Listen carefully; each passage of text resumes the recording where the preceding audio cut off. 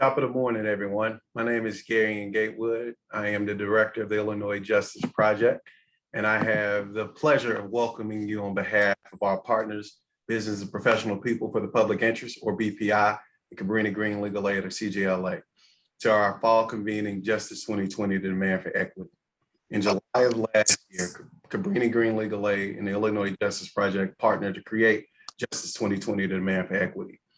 With the help of experts from the field, including advocates, policymakers, officials, and individuals with firsthand experience, that event identified problems and suggested solutions on the most pressing issues facing those affected by the justice system. Today, more than a year later, we'll come back to discuss those problems, how we identify them, and the progress that we have seen over the last year. Last year, we covered policing, courts and incarceration, post-release and reentry.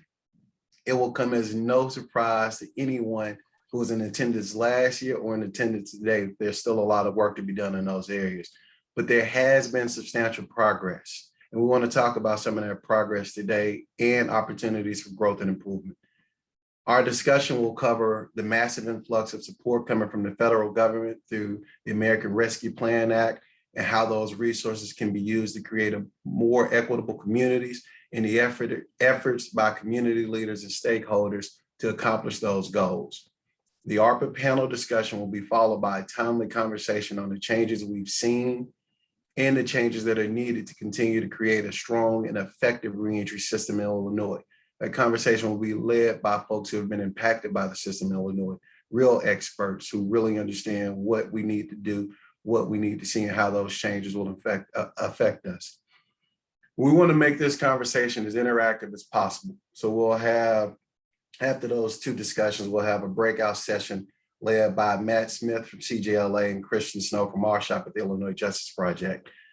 The reason we want to have those interactive discussions is because we want to cover opportunities for our organizations to collaborate with you and continue to create a state, city, and a county that is equitable and increases public safety for all. Finally, we will have a conversation with some of the leaders in police reform throughout the state, some of the things that they've seen, some of the changes we've seen over the last year, and what are our opportunities for improvement. Once again, we thank you for joining us, and I will turn it over to one of our partners in this effort from BPI, Marshita Ulawame, who will serve as your host and guide throughout today's conversation. Thank you again. Thank you, Garion, and I want to just echo Garion's welcome. Again, my name is Marshita Ulawame. I am a staff attorney at BPI, a law and policy center based in Chicago, and I'll be helping us navigate today's discussion and work. However, before we dive into our panel discussions, I want to share a little bit about where we are and how we got here. Today marks the third convening of Justice 2020, the demand for equity, where we as an advocacy community, system stakeholders, and elected officials have gathered to address the collective charge of transforming our criminal legal system. We recognize that we have all been fighting well before the events of 2020, but want to be able to capitalize on the progress propelled by the racial reckoning and the coronavirus pandemic of 2020 that increased the political will within Illinois for real change, and recognize this as an opportunity that we cannot miss. And not missing this opportunity, we also recognize the importance of advancing the work that we've all been doing by identifying areas of synergy and working together to improve our criminal justice practices and policies. When we met last year in July of 2020, we introduced the tenets of equity, a comprehensive list of objectives that span our criminal legal system from pretrial and courts to post-release and reentry. We continue to speak with many of you in this room, well, this virtual room, to gather what they should entail and presented them to the group at our second convening. Today, using the tenets to act as a living document that guides the work that we do as we coordinate our efforts, we will introduce working groups and the opportunity to begin this important work. With that, let's get started with our first panel discussion, how the American Rescue Plan Act funding can be used to create public safety for all by fostering well-resourced communities. This panel will be moderated by Christian Snow. Christian Snow is the program director of the Illinois Justice Project and is a longtime resident of Chicago's West Side. She previously worked as an associate attorney at People's Law Office. Snow's work there focused on assisting with civil rights cases involving police brutality and misconduct. Additionally, Snow was an adult member of Asada's Daughters, a Chicago grassroots abolitionist organization that trains young Black people to organize in line with the Black radical tradition by providing them with a political home, political education, organizing, training, and revolutionary support. So, and Snow's work has spanned, she's been really guiding this effort and being able to help us expand our tent as we think about how we have to engage with others around the state, on the ground with various perspectives, and how we engage with other system stakeholders. But before we jump into that, cool. Before we jump into, I'll just go ahead and hand that over to Snow right now. Thank you. Good morning, everyone. Thank you so much for joining us for this convening of the Justice 2020 initiative. And I'm so excited to welcome everyone into this space. I am going to be moderating our ARPA panel about what is truly needed for safe and thriving communities and what folks need on the ground. Before we get started with that panel, I just wanted to spend a little bit of time contextualizing this Justice 2020 initiative, especially since we have come maybe into our second year of thinking through all of the measures that we were able to implement in response to the pandemic. And we've been thinking through ways that we can connect between different stakeholders, between folks who have different strategies and different goals, and with folks who are truly looking to make an impact on the system to change it so that people can remain in their communities and remain safe in their communities and thrive in the homes that they've chosen for themselves. A lot of the work that we're setting out to do today is based off of the idea that we can collaborate over shared goals. And our shared goals are things that we can determine that we all hope to see. We all hope to see individuals who are able to remain in their communities with their families and have a beautiful quality of life, who are able to walk down the streets and feel safe, who are able to have grocery stores and access to the food that they need, who are able to find employment that recognizes the dignity and the humanity of the person who is working in that position, and who have spaces for their children to engage in life and learn from each other and build community with one another. Those are the communities that we're hoping to create. And those are the spaces that we're hoping to see. And the work that we do through Justice 2020, we truly hope will be done in a collaborative spirit with that end goal in mind, finding ways to collaborate and work together on places that we do agree with each other, finding ways to share information, finding ways to build around opportunities and to defeat shared barriers. We truly are coming together in a spirit of wanting to have a city and a county and a state that works for everyone in it. And so with that being said, I'm going to get ready to talk about the panel that will come to you shortly when all of our guests join us. For this panel, we want to address how mass incarceration has become a topic that is a point of debate for a lot of people in this country, and that mass incarceration is something that more and more individuals are coming to realize is not a way to deal with some of the social issues before us. We are coming to the realization that we cannot arrest, imprison, or surveil our way out of social issues related to poverty, related to decades of divestment, organized, and the lack of life-affirming institutions. Nothing has made this clearer than the ramifications of the COVID-19 pandemic. And in response to the pandemic, communities around Illinois have been presented with an unprecedented opportunity, times we've never seen before, to address some of the social conditions with money that is being sent into the state to provide for the communities in response to the pandemic. Millions of dollars have been provided to the state and local government, for example, through the American Rescue Plan Act. A significant portion of the new federal funding should be used to provide economic stability to communities and to address public health and economic challenges that continue to inequitably impact communities that are impacted by the pandemic.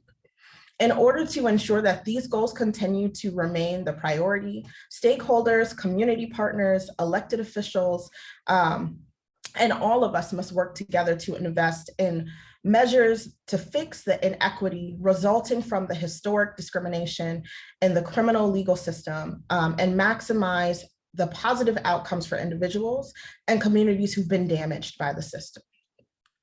As the work of Justice 2020 progresses, it's anticipated that in these working groups, which are going to be focused on different and various points in the criminal legal system, we'll analyze how to invest in communities in ways that redress the wrongs that have been perpetuated by the system, and that will provide a foundation for well-resourced communities that will lead to no entry into the system, and devise ways to measure the positive impact of these investments. So at this moment, there's no better opportunity to guide that investment than by directing where the ARPA funds will go. With that in mind, we've invited stakeholders, both organizers and folks who are working in government systems to come and talk on this panel, both about why it's important to invest in communities in order to achieve public safety, and where specifically this pot of money, the ARPA funds, should go if we are really putting the community first, and what the process would be for making that happen. It's one thing to really think about or say that we want thriving communities. It's another thing to identify what those thriving communities should look like. And then to take it a step further, we hope through Justice 2020, we're not just thinking about what should be, but we're thinking about how we can all collaborate to make that happen. And so with that being said, I'd like to invite our panelists, and they will be on your screen. Avik Das, who's the director of the Justice Advisory Council out of the Office of the Cook County Board President. Carrie Rutter, who's the program director out of the Department of Human Services. Dixon Romeo, who is the campaign director of the United Working Families Organization, and Tanya Watkins, who's the executive director of Southsiders Organizing for Liberty, better known as SOUL, to talk with us about the budget for Black lives. I want to thank you all so much for being here. If you could go around and first talk about why is it important for communities to be well-resourced as a measure of public safety?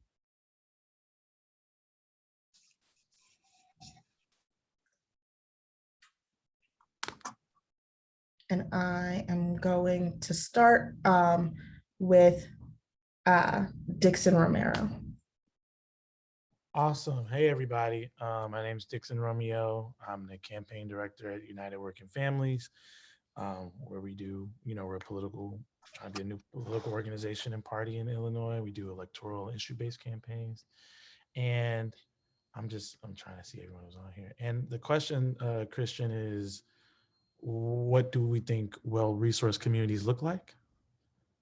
Why is it important for us to make sure that communities are well-resourced as a measure of public safety? Yeah, I mean, I think and hopefully everyone on this call agrees, if we look at the history of Chicago, let alone like the nation, right? Like public safety very rarely has actually been addressed, right? Like most of the time when we're talking about stuff that people are assuming goes to public safety, they're talking about policing, they're talking about the criminal justice system, they're talking about things that don't actually address the root cause of crime or violence, right? Which is poverty, right? And so I think it's really important that when we look at public safety in communities, we're talking about addressing the root causes, which I know you all are super familiar with, and how that looks is like really, really, really that affects, in my opinion, right, every other institution that we're looking at, right? So when you're talking about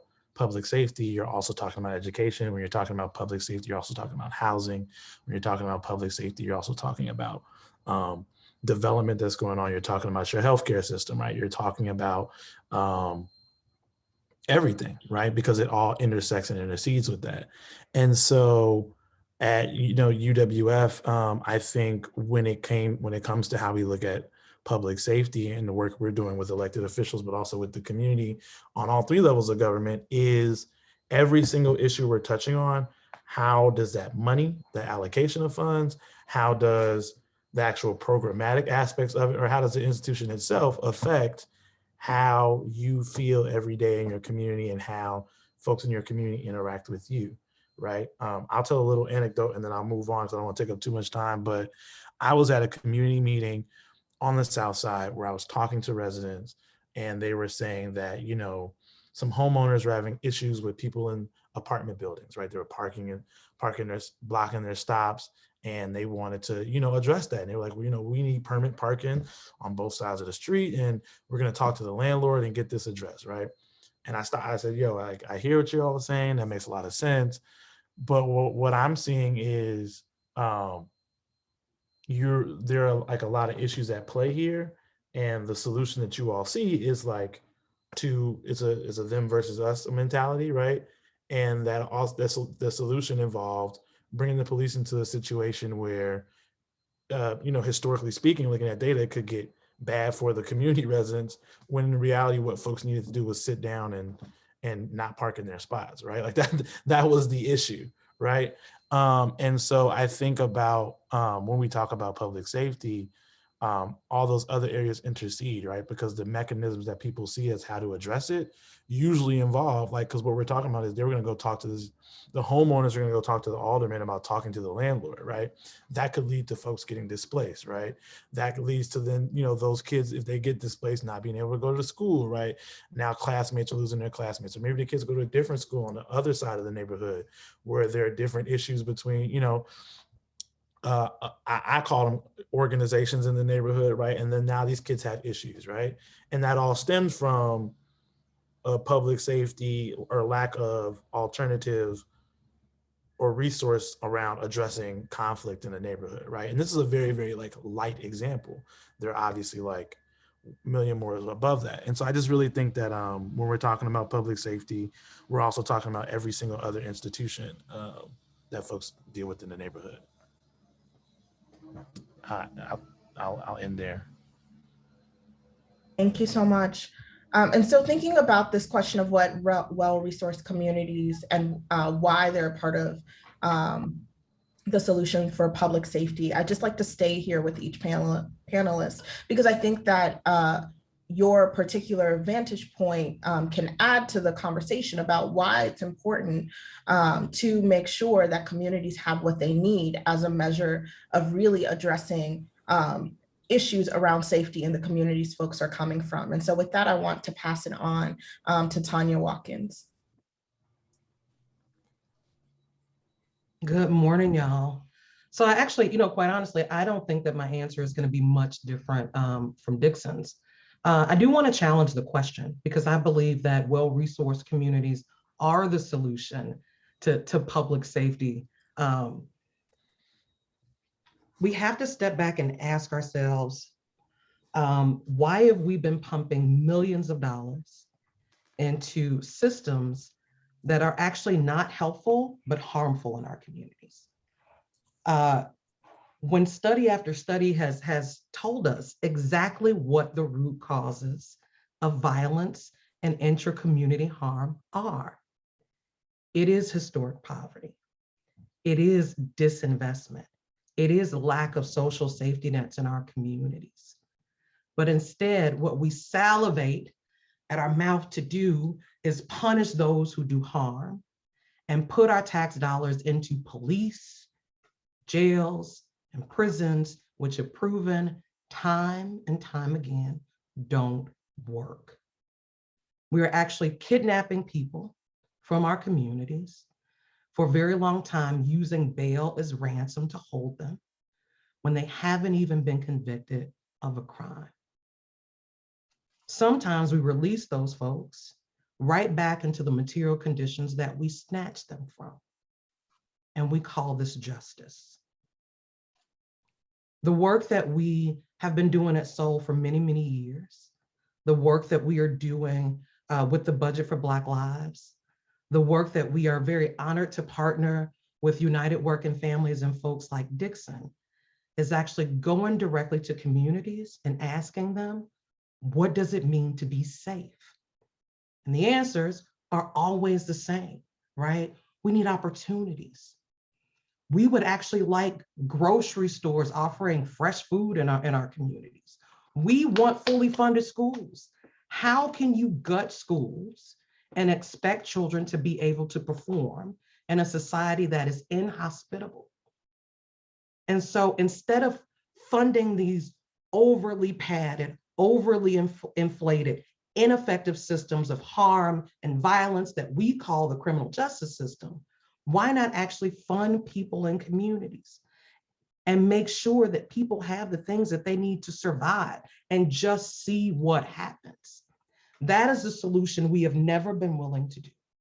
We allow big banks and large corporations to be in our communities, sometimes tax-free. We don't guarantee jobs and incomes for people. We perpetually raise rent. We close mental health clinics. We close schools, and then we say, best of luck to y'all. What type of expectations do we have for living in Cook County? So we're actually going to take that money out the sheriff's budget. You are padding and funding a system that actually doesn't work. So the question that I want to ask the folks on this panel is, why are we not forcing our legislators to actually fund the things that do?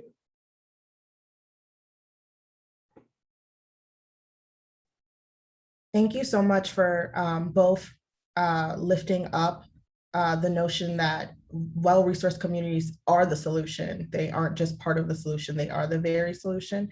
And for challenging us all to think about why we aren't investing in them if it's so clear that we know that to be. And so I'd like to pass it over to Mr. Avik Das to also think through this question of why is it important to have well-resourced communities? I know that Dixon and Tanya both spoke really deeply to that, but from your vantage point, what are you seeing that lets you know that this is where we should be investing? Thank you.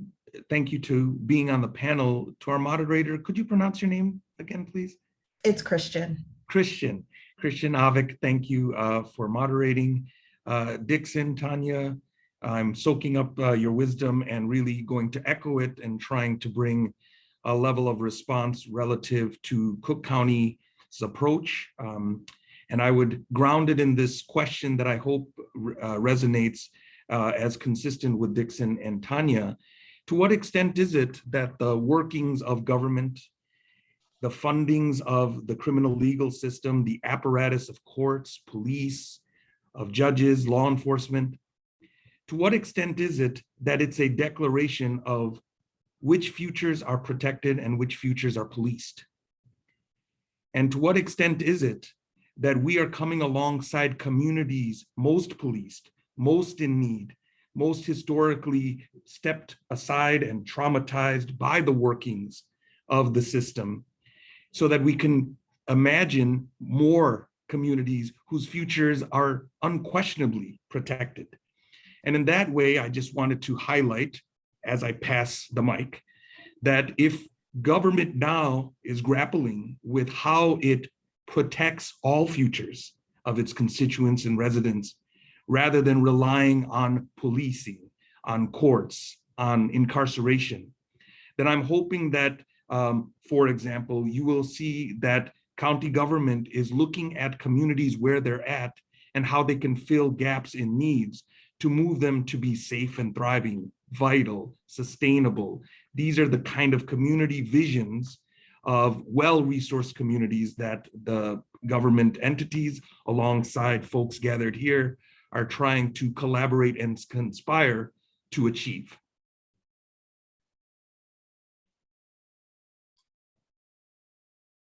Thank you so much for that. And I think it's really great to hear from folks who are working in some of at the system level about their vision and values around the importance of resourcing communities. And with that, I want to pass it over to Carrie to talk about from their vantage point, also being at the systems level. Welcome. Thank you all for having me. So I come at this from a slightly different perspective, and hearing everything that's been said so far, learning it, this is incredible, and thank you for inviting me. My work focuses mainly on youth development and helping to keep kids out of state systems, keeping them away from the Department of Children and Family Services, keeping them away from the juvenile and criminal justice systems. And so one of the things that I think is important to see is that is echoing what we've heard so far, in the sense that so many of these currently under-resourced communities, right, they're high poverty communities. I agree with Tanya that well-resourced communities is the solution, right? It will help to build on all of the strengths that exist in every community, right? Every community is different, and it doesn't matter what the level of resources are in a community. Every single community has strengths. The greatest strength in those communities are the people that live in them, and those people that put forth the effort to do the good work in their communities to help their neighbors. And so many of those people have formed local community-based organizations, right? Maybe they're very small. And we need, at our level, to be able to lift those up, right? We need to be able to lift up those community-based organizations. We need to be able to build on the strengths that exist in those communities so that those communities can help themselves, can continue on, so that we can, the goal should be to improve the lives of low-income people in those communities so that they can achieve their own goals, their own successes, while still remaining in their own communities and have the resources that they need to take care of themselves and to and their families and their neighbors. And to the extent that we can identify and build upon those resources to help achieve these well-resourced communities. I mean, it is a huge goal, right? It's a huge goal to take under-resourced communities that are primarily communities of color. They're primarily communities experiencing high rates of poverty. You know, I think, Tanya, you mentioned that there's not even grocery stores for you to go get fresh food, right? So there's so many resources that the state, the county, the cities can help these communities, but you've got to bring the individual community members to the table. You have to hear their voice.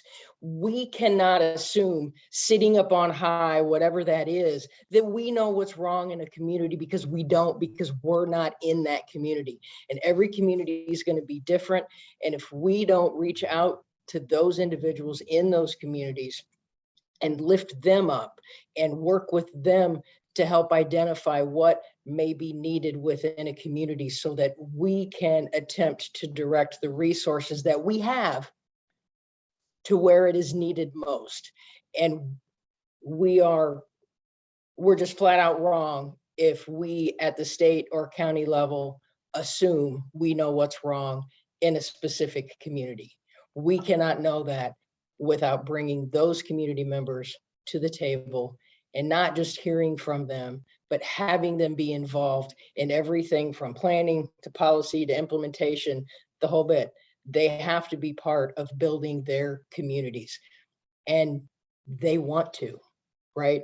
I'm assuming, Dixon and Tanya, that it's been your experience that individuals that live in these under-resourced communities will do everything in their power to help build those communities and help save the lives of the kids that are in them.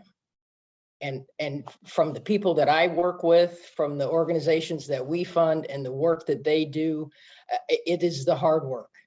And I hear the passion in their voices every time I speak with them. Those are the people that are going to help lift these communities up.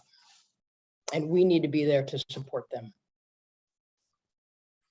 Thank you so much, Carrie, for uplifting both that communities need to be well-resourced for the folks who currently live there. How do we make sure that the communities have what they need for the people who live there? But also this point of the people who are in the community know what they need. And so with that, I want to have a conversation with Tanya and Dixon about how what well-resourced communities look like for people who currently live in the communities. How do we do the work of making sure that we're not creating beautiful spaces, but then displacing people? And then how do we also think through what the folks who are currently there say they need, and what we who work with folks in the neighborhoods that we're in, I'm in Austin, Dixon, I know you're in South Shore. How do we work with folks to make sure that their visions come to life? And Tanya, I know you're doing some of that work through the Budget for Black Lives. And so if either one of you wanted to kick us off with thoughts about that, that would be great. So I was actually, I know we have like a panel flow, but it took everything in me not to jump in after Carrie talks. I'm gonna jump in, Dixon. I hope you can forgive me. You know, something that Carrie said around, we really have to talk to people in communities. And I'm not going to assume that anybody here is in government. I don't know all the people on the call, you know, but I just will say, we cannot cherry pick who we talk to, right? We've been part of all sorts of, you know, county sometimes has reached out to us, and the city has reached out to us, you know, looking for folks to talk to, and they have some electronic survey that they want people to fill out. You got to talk to folks who ain't got the internet. You have to talk to people who you think are scary, which is problematic and racist as I'm even saying it. But you have to actually put your body in community. Understand that everybody doesn't have access to your fancy internet survey. And not just give people some silly script where they are picking, you know, pre-selected things that you believe are important, but being an actual relationship with people and communities. We have so many legislators from county, we got the city, we got the state. You know, I spend a lot of my time in South Suburban Cook County. We got the township, we have trustee boards. You cannot tell me that relationship building with the communities that you represent is below your pay grade. It is offensive.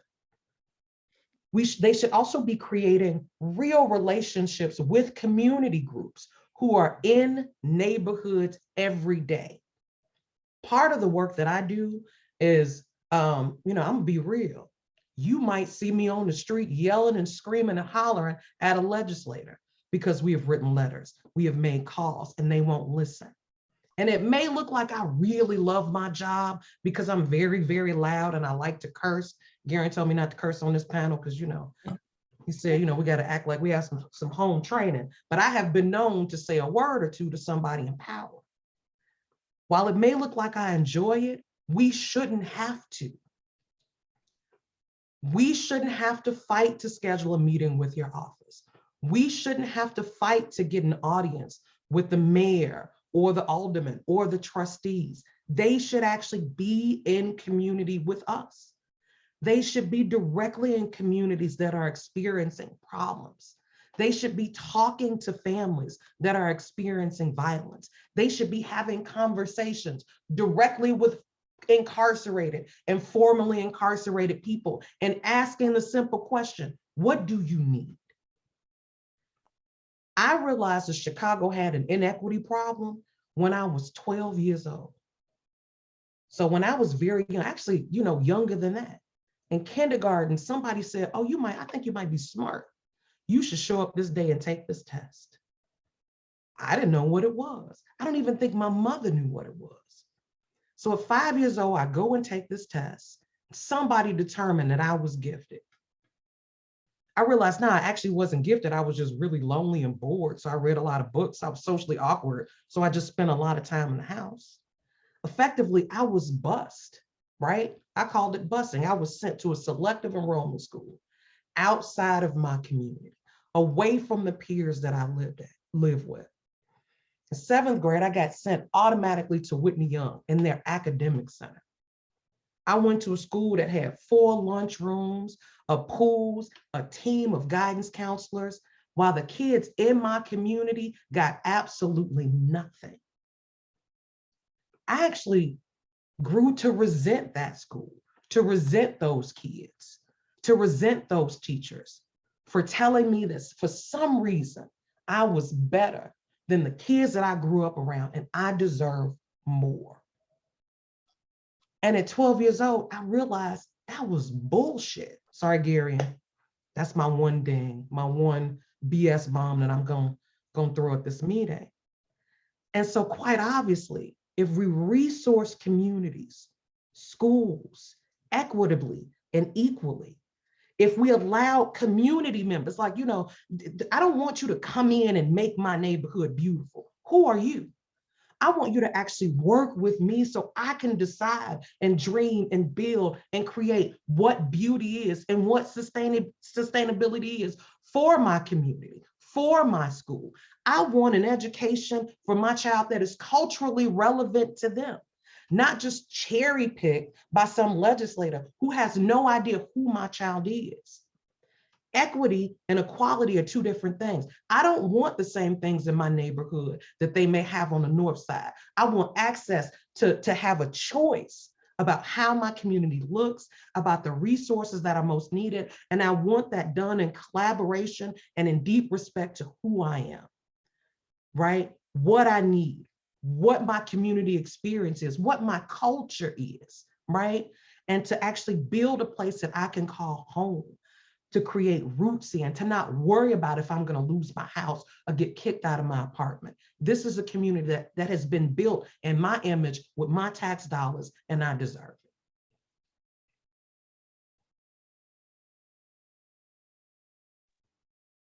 Thank you so much, Tanya. I was sitting here just thinking about how so much of our experience is similar. Dixon, you want to weigh in? Yeah, I was about to, I'm sorry, Christian, I was ready to jump in. There's so much there. And I think so there's like a lot of stuff Tanya said I want to like peel out, but also like, the question was, what do real resource communities look like? Right? Okay. Tanya knows I do this. I'm gonna just hit a couple of points and then we're gonna bring us all home, right? So I think the first thing I want to say is that on this call, we've got a lot of different folks, right, who work in different fields, right? Some of us may be, you may be an organizer, you may be an activist, you may be a policy expert, you may work for a government agency or entity, you may be part of a service provider, right? And I think for me, I always tell people, like my current role, I'm an organizer, right? But I actually worked not under AVIC. I worked under Del Reese. I worked at the Justice Advisory Council. I've worked at, business startups. So AVIC, if Rebecca or Ali or anybody else in the office, tell them I said what's up. But, and I worked at Next Level Health, which is a healthcare company. It was a, a business. So I've worked for elected officials, right? I've run their campaigns, we've won. I've seen all aspects of, for the most part, right? Like from the service provider side, from a business perspective, from a government perspective, and now as an organizer, right? And I think I got to this place because what Carrie talked about and what Tanya talked about are connected to me when we talk about listening to what folks are saying and like really going to bat for and uplifting community members, right? I'm not extremely religious, but my grandmother was. And, I do remember from Sunday school, right? Matthew 10, right? Like, think not that I come to send peace on earth, right? I come to bring a sword. And there is a social division. There's going to be some division between doing the right thing and I think doing the wrong thing. And I think I don't think Carrie was saying this, but one thing I've seen that sometimes business interests and political folks do is they'll use a community voice or a Black and brown voice that's saying something that does not benefit the community as justification for said program and involvement, right? And I bring up the Matthew 10 quote, and I hope I'm not offended. I know that everyone, I'm not trying to push a religion on anybody. I'm not religious, but I just love the quote because I think we have to accept that some things work and some things don't, right? When it comes to communities and when it comes to people of color. And so I'll frame it like this, right? A well-resourced community, when we're talking about Black and brown communities, doesn't mean you drop a mega development, you drop a mega program, you do some big sweeping thing and think it's going to work that way, right? Like we know because of capitalism and systemic racism that development does not work in Black and Latino Latinx communities like it does in white ones. It just doesn't, right? Again, and so just the angles of me, econ degree, was gonna go get a PhD, right? Didn't end up doing it, thank God. But the math is never gonna math at this point, right? So that, regardless of what some voices in the community are saying, no matter how you look at it, you're not going to Black business your way out of a lot of the issues we're dealing with. We're not going to jobs our way out of a lot of the issues we're dealing with this. The poverty that we're dealing with and looking at is at a systemic and structural level. So much so that there are folks in organizations whose sole mission is set up on the economics of the fact that the mission exists in and of itself. Now, we could talk about that another time. But I say all that to say, like, when we talk about real resource communities, there are right or wrong answers, right? And I think one of the things, I'll go back to the question about the art funds that we're seeing happen is United Rights to Recovery was a coalition. Sonia and Soul were a part of it. Other orgs that may or may not have been on this call were a part of it, or folks who were like in those orgs. I'm seeing some folks that I know I've seen before. We did the legwork around the art fund since March of going and talking in different communities. We went north, south, west side. We talked to, of the 50 aldermen, I think almost 40. Some of them didn't call us back. Some of them we knew didn't care what we said, but we called them anyway. Had the fancy internet survey like Tanya said, but also we're tabling and like we're going door to door for folks who did not have that. And, working with CTU, SEIU, Chicago Coalition for the Homeless, BPNC, like just stop all these different groups, right? Came up with an ordinance that said where we thought the art fund should go.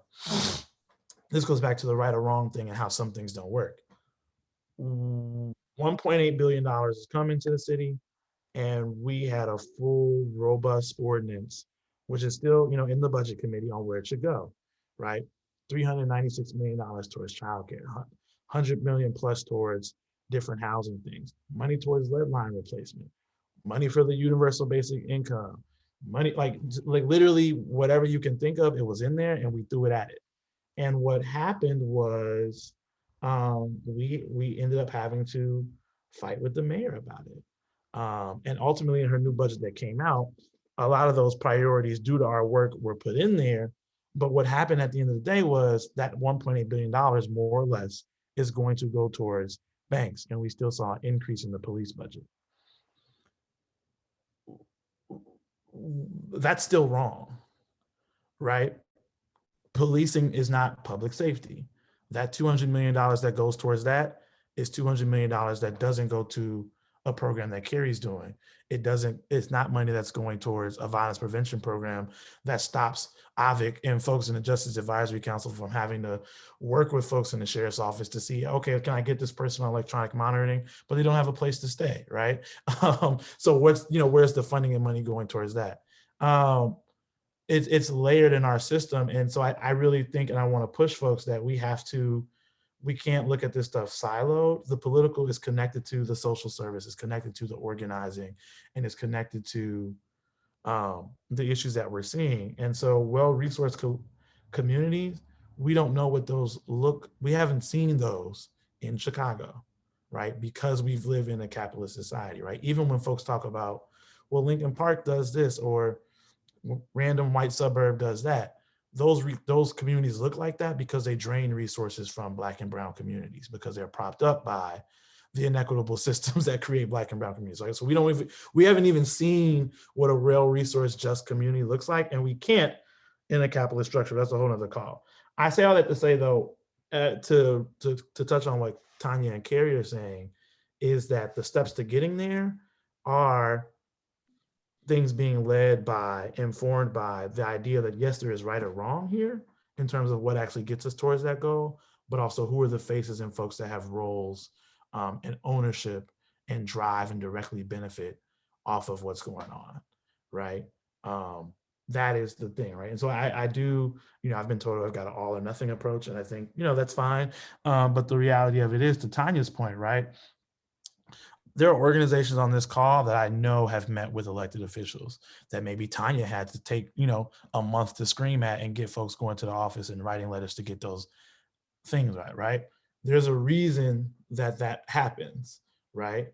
And that's because of, I'm a little off topic now, so I'm sorry, Christian, but that's because, that one work is seen as a direct threat to the structure, and some of it may not be, right? And so what are we doing to make our work, actually attacking and destroying the system versus enforcing it in ways? And then what are we doing to make sure that we're using the agency that we have to get other folks that access as they go on their mission to fight and destroy the system, right? So that's, UWF, all the people, like Byron Citro Lopez, Jeanette Taylor, they meet with everybody, shout out UWF. But I'm just saying, that's not most of folks, right? We still have a lot of folks at the county and city and state level who that isn't the case, right? We have, and I don't work at the county anymore, so I can say it, we have folks like Tom Dart who parade around like he has some really robust mental healthcare system going on in jail, and he does not, right? And, we, not saying anyone on here does, but like, we have to create an environment where he doesn't get to walk around and say that, because it's not the truth.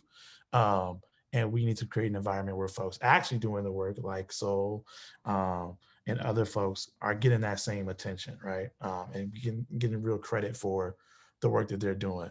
So I'll leave it at that. Thank you, Dixon. That was a lot, and you dropped some gems for sure. And I just want to pick up on one of the points you were just making about how a lot of what we shouldn't do happens because we're operating in silos. A lot of what shouldn't happen is occurring because we are not talking across disciplines. It is taking so much work to talk across disciplines, to Tanya's point, and to talk at different levels of government, at different spaces and community. And what we're hoping to do, slight plug, in Justice 2020 Working Group, is kind of break those down and really have folks like the folks on this panel in dialogue with each other, but also include everyone else we need in the room, and not just folks who have been tapped, to Tanya's point, as folks who uplift a particular message, but people who are really experiencing both some of the harm and living with that harm, and also the folks who are in positions of making decisions, so that we can collaborate on what we really need to do in order to make sure that our communities have what they need. And so, in that vein, I want to ask Avik about what the process looks like of disseminating and deciding where the ARPA dollars go? And how can we provide clarity for folks who are working deeply in community for how to tap in and advocate for where the ARPA dollars should go to? Thank you, Christian, Dixon, Tanya. Thank you for kind of, again, bringing a lot of attention to a particular, what's resonating with me is the quality of our relationship when it comes to where the resources are and where they're needed most, and to what extent is it that there's a relationship of trust and actually listening to where the resources need to go, and as defined by folks on the ground that are most impacted by the decisions that are being made in silos that are disconnected from where those the hurt is most. And when it comes to ARPA dollars, I have to acknowledge that it landed, for example, in Cook County with a framework already set up around communities and looking at an equitable approach to how Cook County stands alongside communities that have been most disinvested in, marginalized across the county. And that is a policy roadmap that identified 6 policy pillars around qualities of communities that we would want to guide investment.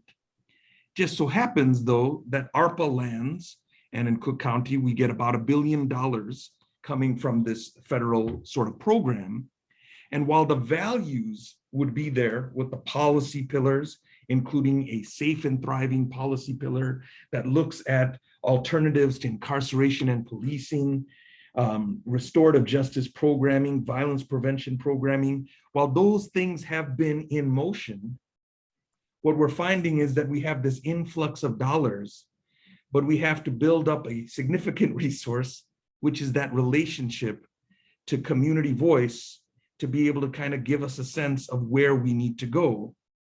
And some of the work that has been in practice and that the Justice Advisory Council has been a part of has been doing community engagement work in structured dialogues with various community members in different areas of the city and the suburbs. And what we acknowledge is that some of the themes that have come out of these conversations has been fear, the community feeling unsafe for the lack of empathy from the system, a system that is not culturally competent. The system players do not reflect the communities they serve and do not understand what the community is coming from. There's a lack of transparency when incidents occur and how services and supports are coming to address it. Those conversations we're having to have at scale, much larger, and I have to acknowledge that I'm grateful for folks like Dixon, Tanya, and others who have been very much knocking on doors with a vision for how the dollars can be spent in ways that are most responsive to where people are hurting now and also transformative moving forward. So what we have right now is some parallel efforts of work. We have intergovernmental collaboration, myself, Carrie, trying to figure out all the funding that's coming from state, county, and city. Where do those priorities go, and how are we going to leverage each other's dollars to fill gaps in complementary ways? We also have coordinated efforts alongside advocacy groups, community voice, to be able to speak about where policy should go, where legislative changes should go, how the process for accessing money should be done. That is happening as well, and that includes a lot of internal work where the various agencies of the county are speaking about where we take all these proposals and move them forward. And then finally, there's a structure, I think Tanya mentioned, a survey, but that survey of getting community folks to be able to talk about where they want dollars to go, that doesn't access people who can't access the survey. We need people on the ground to be able to knock on doors, to be able to get folks to get their feedback. And what we have is a standing now infrastructure, the facilitation with several consultants to be able to expand a community engagement framework so that we can reach more people to get a sense of where they want to go with these investments. So those 3 areas of work is where this $1 billion coming to the county is trying to move across the values that had pre-existed that were grounded in equity and engagement and excellence. But now we have to move it quicker because we have that much in terms of dollars. Thank you. That was really helpful. And just to follow up on the comments that you just made, I love hearing that you all are trying to be really intentional about community engagement. But how do some of the organizations and community members or folks who are deeply rooted in some of these communities reach you to say that this is part of the work that they want to do, that they want to be the ones to go out on the street talking with their community members about where that money should go? How do they tap into the process of decision making so it's not just folks in your office or in some of the system or governmental levels, but also folks who are deeply in community who have the ability to tap into those bases that they've spent so long building with? I'm going to speak as an example for the Justice Advisory Council and its growing community engagement infrastructure. And that is that for several years now, the Justice Advisory Council has led a community engagement initiative under the Safety and Justice Challenge that is supported through the grant of MacArthur Foundation. And that has put us in a space where we were able to have community liaisons, individuals with lived experience with the justice system in communities most represented in our jails and detention center, and being able to have conversations across individuals who live in communities and organizations that serve communities that are reflected in the justice system. And there's a regular sort of routine of strategic dialogues, meetings, and conversations around the data and the sort of activities that are happening in the justice system. That's where I was referencing certain community voice that we still have to respond to, and we have to see is reflected in where we're going with the ARPA dollars. But I want to build on that a little bit more to recognize that we have a grantee network of individuals, of individual agencies that are serving neighborhoods in that are reflected in our criminal legal system, that have been doing work in the areas of violence prevention, recidivism reduction, housing for returning residents. And they are providing a level of insight as to being able to have access to the users of their services, to those that are working in those services, so that we can have them also involved. Prior to ARPA, there was a commitment, $100 million, and an ongoing commitment by the Office of the President and the County Board called the Equity Fund.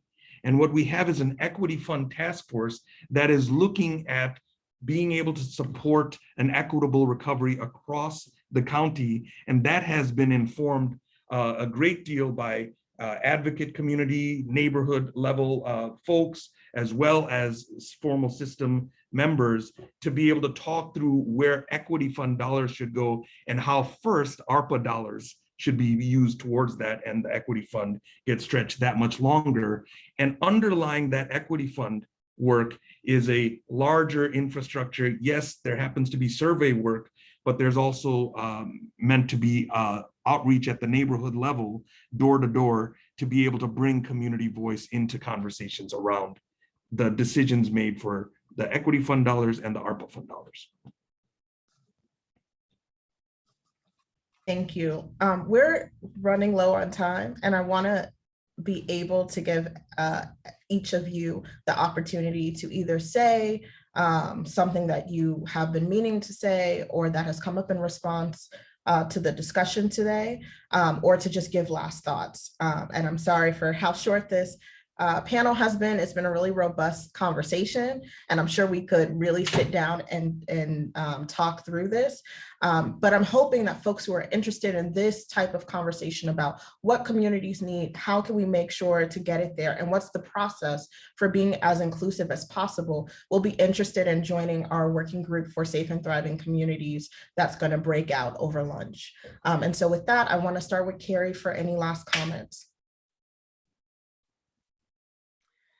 So given that the panel is, surrounding ARPA dollars and how funds are going to be used. I think it was mentioned, or maybe not, maybe it's my imagination, but the ARPA dollars that have come to the state have been, they're in the budget, right? They've been allocated in the budget similar to how, budgets are always allocated within the state. So they have come to us, DHS, for example, some of the ARPA funding has come to us with a specific purpose behind it, right? Youth employment, right? There's a $60 million line for youth employment. Some of the ARPA dollars have been very specific. A certain amount of money will go to a particular service provider. Some of the ARPA funding is more global, right? And so it's more generally focused. So maybe it's around mental health, for example.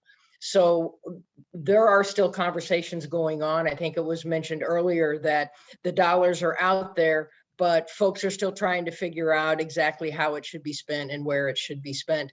And they're working with community organizations and legislators and other folks to kind of nail down how some of that stuff will be spent. So some of the ARPA dollars have already made it out into communities. A lot of it has not yet made it out into communities. And that's part of the reason, Avik mentioned some of the collaboration that the city's doing, city and county and state are doing surrounding ARPA funding and how it can be best utilized to get into communities and fill gaps and that sort of thing. So, we come to you today knowing that there's ARPA funding, but it has not all been, finalized and put out there, and it can be spent over a period of time. And there are restrictions around how it can be spent, right? It can't be spent on just anything.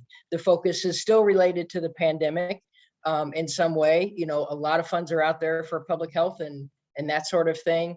But where it most fits around this conversation is the section in the ARPA funding that allows us to spend money to serve the hardest hit communities and families. And we know that the communities and families that we're talking about here today were hardest hit, right? We have to figure out how to make everything fit into what the ARPA funding can be used for, but we can make those arguments. Some of it is as simple as whether or not it's a particular HUD census tract. Some of it we may have to make the argument of how certain communities were hard hit because of the impact. But I stand here today and tell you that is an easy argument to make. So the efforts that many of you on this call have been going through to identify how to bring some of these resources into your communities, it's not set in stone yet. But as I'd mentioned, most of it, or all of it at this point, is actually identified in the state budget, and we have to stay within those lines. But there is, some flexibility in how some of those are spent, and they haven't all been finalized yet. So thank you so much for that. Thank you. Thank you for inviting me to participate in the panel. It's been a pleasure. Thank you so much. Avik? Thank you. I'm just going to lift up a theme that I hope this group will keep in mind, that I feel has been coming across in different conversations at different ARPA related tables. And that is this sort of equity piece, as which service providers are getting dollars and those that are not able to access those dollars, the extent to which there are agencies that are already hit the ground running, able to do what they need to do to be able to access these dollars coming from government entities, and others that don't have a shot. And we have to focus on giving everyone a shot at these dollars in as broad a way as possible. And in a related note, the scale of the workforce that's doing this hard work is challenged. That is, yes, there could be dollars and there might be aspiring providers at the neighborhood level to do this work, and yet the pipeline for folks to be able to actually do that work person to person on the ground, very hard work. It is not necessarily well compensated and not enough people there. And so I wanted to offer up in this space something that we're grappling with, is how to make the pool of funds available to the broadest group of folks to be able to access it, but then also to be able to set the compensation and the support for the work at a quality level to bring in the staff. Thank you. I think those points are all well taken. Dixon? You're on mute. I was on mute. I just said something deep and y'all missed it. Yeah, I'll never remember. I think my parting words are, I mean, I think I said a lot in the middle, took up time, so my bad about that. I just think that we're not gonna get the society we want by like trying to figure out how creatively we can put a triangle in a square circle. Like at some point we need to like put the make the thing a triangle and put the triangle thing in it. I'm sorry, I was with my little cousin yesterday, so I'm just thinking about the little toys. I just think that's where we're at. And so I think this was really helpful and good. I think like ultimately what we're gonna see with the ARP dollars, unfortunately, at like all levels of government, and it's not Avik or Carrie's fault, but we're gonna see it more or less go towards funding you know, the current systems that are in place, reinforcing those things that make communities unequitable, and then, you know, some private, you know, social servants agencies or some like well-connected groups are going to end up getting that money. But ultimately it's going to be like a nice little, you know, maybe a bad term, it's not a nice little booster shot for what we've got going on. But in order to adjust what we're talking about, we need like systemic change, and that involves all of us. So I think, you know, obviously us at UWF, the mayor made it pretty clear, right? Like she's going to put 700 of the ARP funding towards city debt this year, 1.18 billion next year, and then hold $100 million for 2023, which is an election year. So don't know what she'll do with that then, but or why she would want that. But you know, that's that's how it's going to play out more or less, right? I think there are going to be 26 aldermen in the city council that support that. And I say all that to say is that we have a lot of work to do. We're not going to change. There's only so creative we can be within the system because we know the rules and it's pretty finite. Capitalism's a zero-sum game, right? But I think there's like a lot of movement and work happening with folks on this call and other folks that makes me excited. So excited to be in this fight with you all. If any questions, you can get my information from Snow. You can 312-623-3292. You can text me, email me, Dixon@unitedworkingfamilies.org. Follow me on Instagram, I'm just playing. But that's it. I'll pass it to Tanya. Thanks, Dixon. Tanya, can you take us home, please? First of all, I can't stand Dixon, just so everybody is clear. He like this all the time. Actually, no, Dixon is like the best person to work with. Yeah, first of all, I want to say sorry for making lunch late. It's about to be a little bit later because I just have, you know, some things burning in me. No, I don't think they're necessarily words of wisdom, but I can't leave this space without saying it.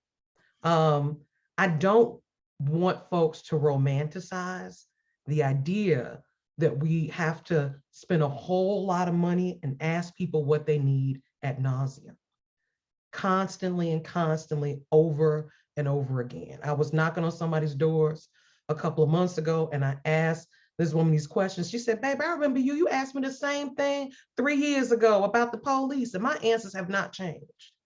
So while we're thinking about putting millions and millions of dollars into asking the questions we've already asked, let's stop ourselves and say, maybe, what if we can use those millions and millions of dollars to actually put into the people that we are you know, using as a case study? It's becoming a pathology. And even as an organizer, it's making me feel a little gross doing it. I also want to say, you know, when thinking about like what communities need, we also have to step back and say, what do people need, right?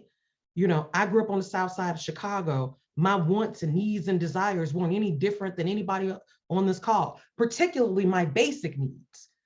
I wanted to eat every day. I wanted my lights to be on. I wanted my home to be paid for without the threat of it being taken away from me. I wanted to actually be able to go to school and not worry about transportation, right? I lived on the far south side. I wanted to be able to get on the L and go downtown. Absolute basic needs. How are we resourcing not only communities, but human beings? The last thing I want to say, we actually have a proposal on the table for how the county could spend those American Rescue dollars. It's part of the budget for Black Lives. I actually call it the American bailout dollars, because I don't really feel like that money is rescuing me. But we are proposing that the county pour those resources into the 15 zip codes that have the highest number of people returning from incarceration. We want to see those communities a boost in their physical and mental health services. We want to see restorative justice programs put in those communities. We want to see a 911 alternative operating in those communities, because when somebody in my home has a mental health breakdown, I would rather call help and not have somebody come with a badge and a gun waiting to shoot my loved one. We actually propose pouring money into jobs to actually provide income to folks in those communities. So if you're interested in the budget for Black Lives, we here. We are also on the Cook County Equity Task Force, shaking things up, but we need more people to shake these trees to get this fruit directly into the hands of the folks that need them, deserve them, and have earned them in their communities. Thank you, Tanya, for actually really taking us home and landing there. I think it's important to just highlight and uplift one of your core points, which is that there have been a lot of people doing this work on the ground for a long time, crafting out solutions, asking people what they need, asking these questions over and over again. And we just need to bring that knowledge into the same space as the folks who are making decisions and create that triangle hole that Dixon is talking about, where we can actually thread this needle. I know I mixed metaphors, but you see me, Dixon, I got you. I really appreciate every single one of you for engaging in this conversation and starting off our morning so well. I hope to see many of you in the Safe and Thriving Communities breakout room. And with that, I'm going to pass it back over to our MC Marshita to bring us into the next panel. Thanks, Christian, and thank you, panelists, for a robust discussion and keeping us moving. Next, we have our second panel, What Must We Do Next? The Work Ahead for Building a Holistic Reentry System. This panel will engage key stakeholders in a discussion about the additional resources, actions, and collaborative relationships, obstacles to overcome, and changes to the existing reentry system that will take Illinois to the next phase of this work. This panel will be moderated by Marlon J. Chamberlain. Marlon is an advocate for people directly impacted by the justice system. Marlon brings over 20 years of lived and professional experience to his work at Heartland Alliance. He is currently the campaign manager for the Fully Free campaign. You guys should check it out. It's a campaign to end permanent punishments. Marlon has an established track record of creating effective coalitions, including the Chicago Ready program, and Force the Fighting to Overcome Records and Create Equality initiative. I can go on and on about Marlon's work and his accomplishments, but we really want to get into the panel. So with that, I'm going to hand it over to Marlon. Thank you, Marshita. And I don't think I've heard Marlon J. Chamberlain since my mother was alive. So thank you for that. And also thank you for the introduction. Once again, my name is Marlon Chamberlain. I am the campaign manager of the Fully Free campaign, which is a campaign to end all permanent punishments for individuals after incarceration. And this initiative was also started out of Heartland Alliance. Today, we have a wonderful panel discussion as we're going to talk about some of the momentum that we've had over the last few years in Illinois as we think about how we develop a holistic statewide reentry system. And we have some wonderful panelists today that you can, I will refer you to the Justice 2020 website if you want to look at their bios, but just to give you sort of a brief description of what this panel is about. So we know IDOC established a new reentry division, which is really reorientating how they support people as they exit out of prison and pre-release centers. The governor's office and the lieutenant governor's office established the Justice and Equity and Opportunity Initiative, which is working on several reentry initiatives. The Illinois General Assembly established the Reinvest, the Renew and Restore program, which is really looking to fund community-based organizations with people that are people that have been directly involved in the criminal justice system and individuals returning from IDOC.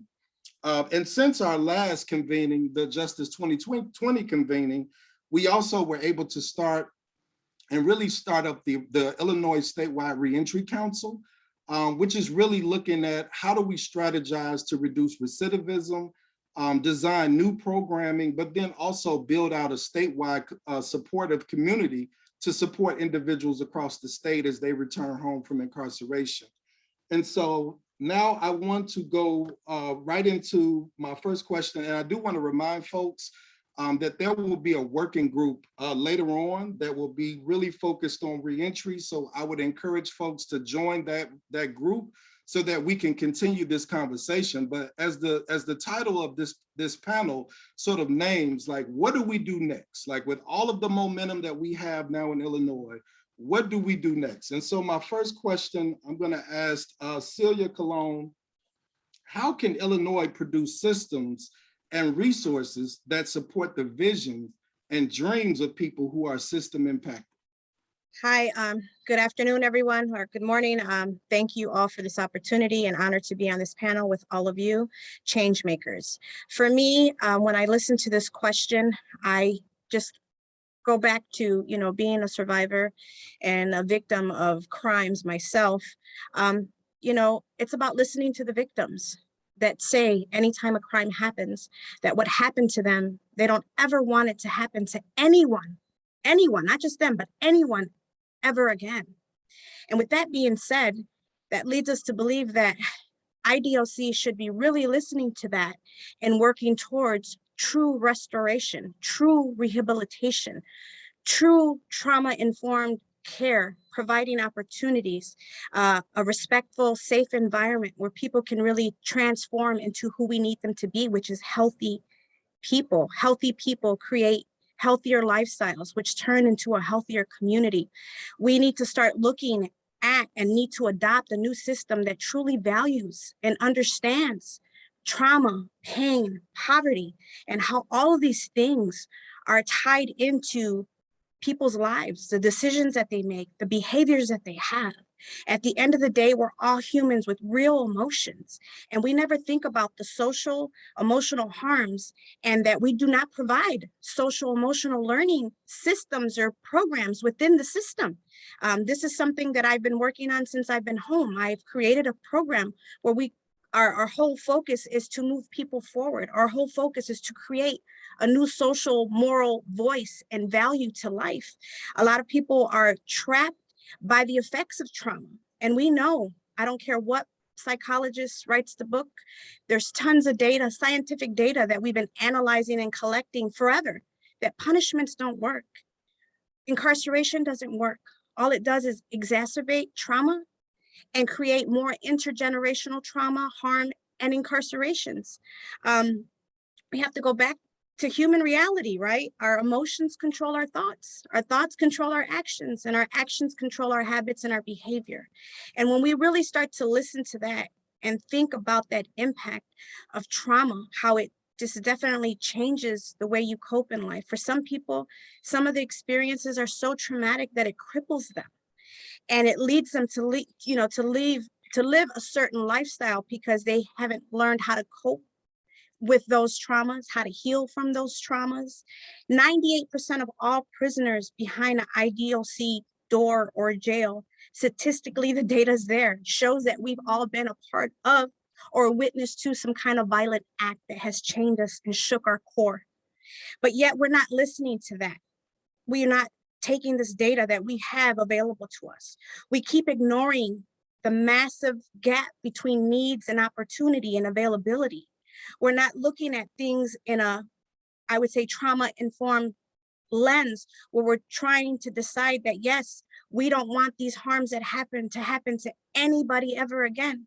Because we know 92% of people behind the walls will come home and they will be your neighbor. And hurt people, but hurt people also heal people, because I'm one of them. We need to address healthy relationships, substance abuse, mental health care, self-care. How we can do that within the prisons, there's lots of ways.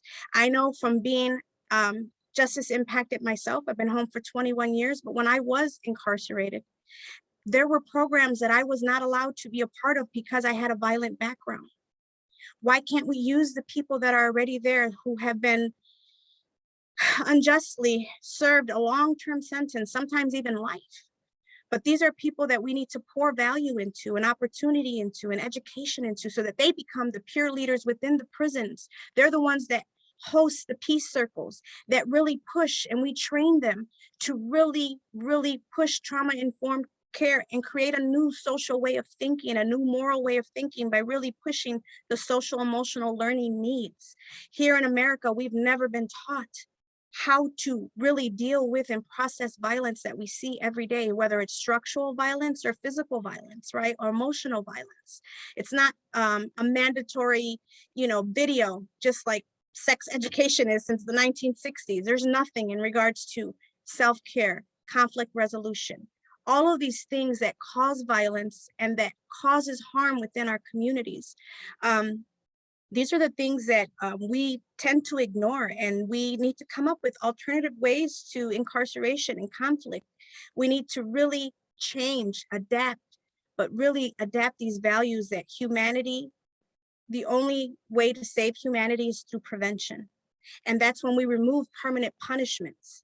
We remove the elimination of opportunities to have a normal life.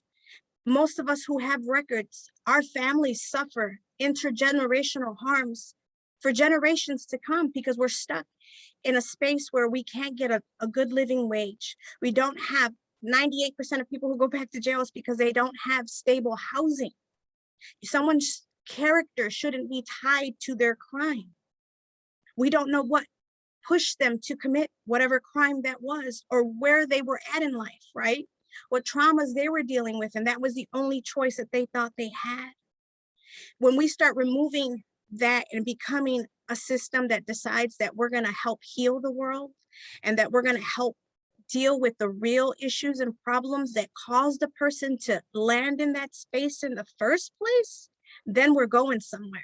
Then we're really going to create that change that all of us want in society, not just the person that's locked up, but every single person. Because not only being locked up does it affect us, it affects our families, it affects our communities.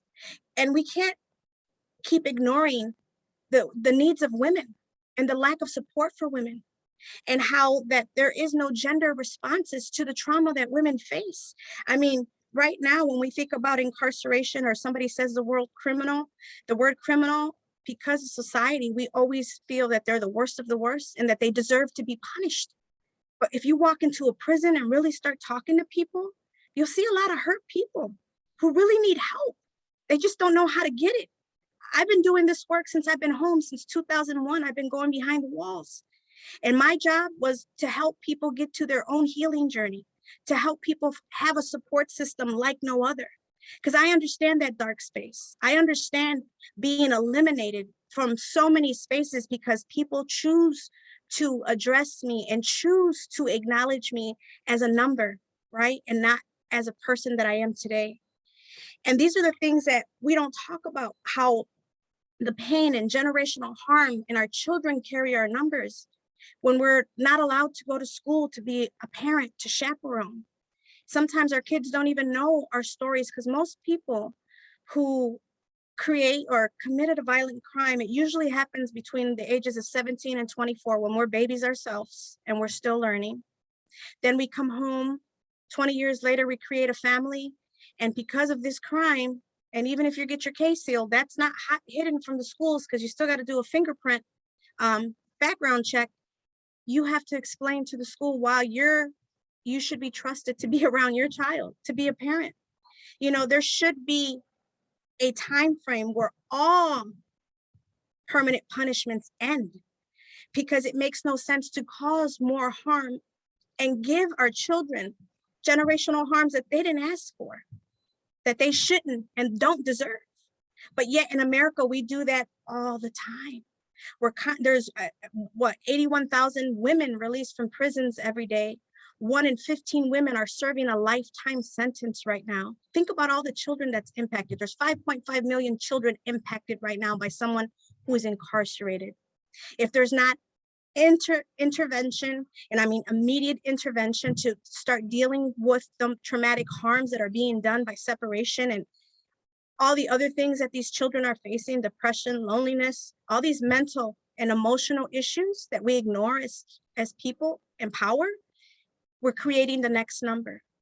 And I don't know how much more do we have to analyze data that's been collected for years and years that say the same thing.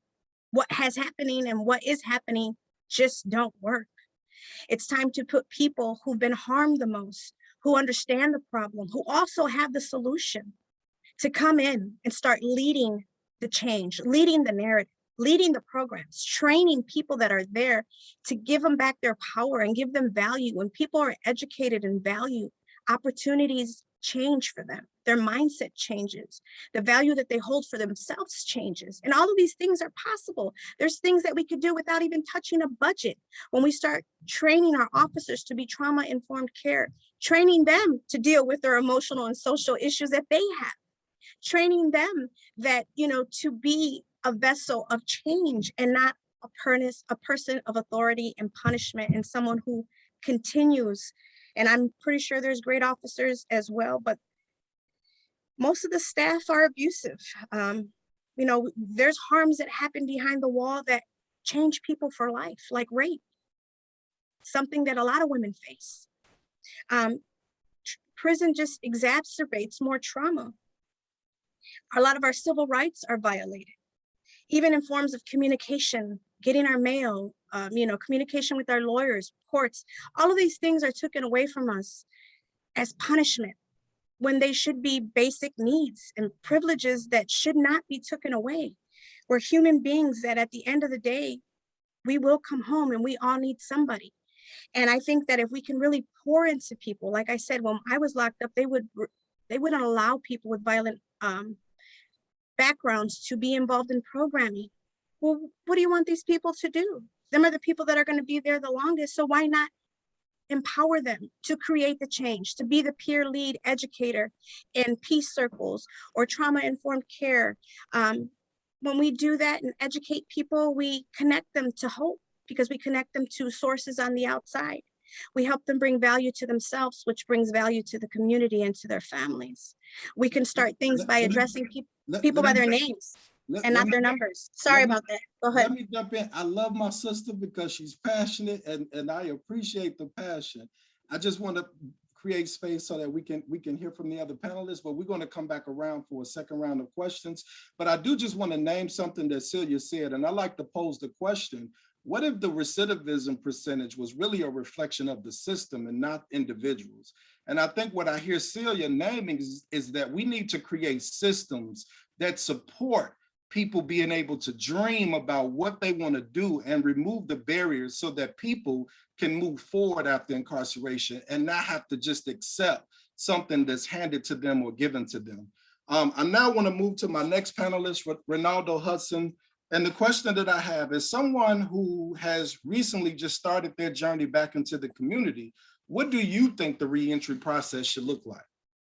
Well, first of all, thank you. Like, I see a bunch of familiar faces here, including Director Jeffries, which I actually dig. So I'm gonna put that out there in the public, because I think he's opening up opportunities that previous directors were afraid to do. And so I just want to make that a public statement and not a private one.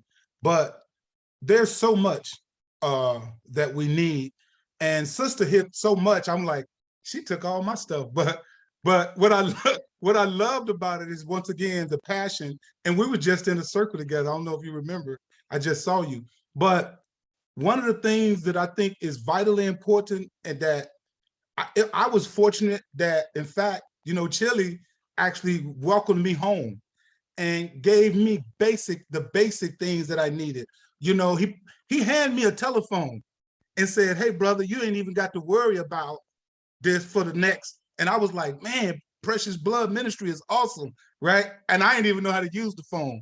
And so one of the things I think is vitally important is not just our reentry facilities train people when they're close to the gate, right? Hey, I'm sorry, I definitely should have used your appropriate name, forgive me, right? But I think it's important that, you know, when you look at facilities like Convening, that they're trying to give people at the gate an opportunity to prepare for release, that should be across the board. So I was sitting in prison with life without the possibility of parole. So there was no motivation to put me in any program. So we decided to create our own program. And with the support of the Department of Correction, the Building Block program really began to help people prepare for the transitioning. So that's another plug, Director Jeffries. Make sure they keep pushing Building Block, sir, right? But within that space, there's opportunities to start putting phones in people's hands and says, listen, we may restrict you from going to particular sites, but what we're not gonna do is handicap you and paralyze you, because society is in 2021, not 1964, right? The year I was born, right? And so that's something to really think about. Another thing that I think reentry should look like is walking out of that gate, brothers and sisters should be given a card that has $200-300 on it that says, okay, in case I can't get a SNAP card to a few days, I can at least go buy myself something to eat. You know, I can at least, if I need to go get a room, I can actually have some sense of independence. And so one of the things I'm big on is there's a philosophical concept that's old in the Department of Corrections, which is our offenders, which we're incarcerated citizens. But the philosophy is, right, we will keep you as dependents until it's your release day. Then they say, now go be independent. Now it's shifting. And I love that under the leadership of Director Jeffries, that is shifting to giving autonomy. And so that needs to be a policy across the board. And so as much as it's important to bridge from in prison to out of prison, there has to be a connecting of the bridge. And so one of the policies that exist that I will publicly call you on, Director Jeffries, is the fraternization policy, which is a policy that people who are doing really good work should be able to continually mentor and talk with people to keep them in line with, so that they're citizens connected to power and not citizens wondering what power look like, you know? And so the tentacles of the ideas of we have to keep watching you can be safe in some instances for the few people that are helped by that system, but there's so many people who have really good ideas, concepts, motivation to really make a change, but they're restricted by a policy that doesn't speak to their humanity. And I think when you think about the holistic approach, you have to deal with not just the mental, the physical, and the spiritual. You have to bring all those elements together and say, I would rather Ronaldo keep talking to this brother and mentoring him, because he was his mentor during his incarceration. But now that he's been paroled, the person that was helping this person to bridge and walk through their trauma, you can't talk to this person anymore because we no longer trust him by policy, not by what's right. And so there's a lot of statistics that we can go through, and I'll leave that to the people that do, you know, the statistics. But I know from the humane perspective, I want to stand beside people. I want to make peace with people and alliances with people who are saying, hey, listen, I have a room for you, right? But it's your room. And these are not the rules of DOC. These are the rules of humanity. And humanity respect and love and honor this space. But autonomy is vitally important. And that has to start on the incarcerated state. It can't happen solely once you come home. And so one of the takeaways for me was I was given a tremendous amount of support through Precious Blood Ministry, and I can't say that enough times, right? I ate good.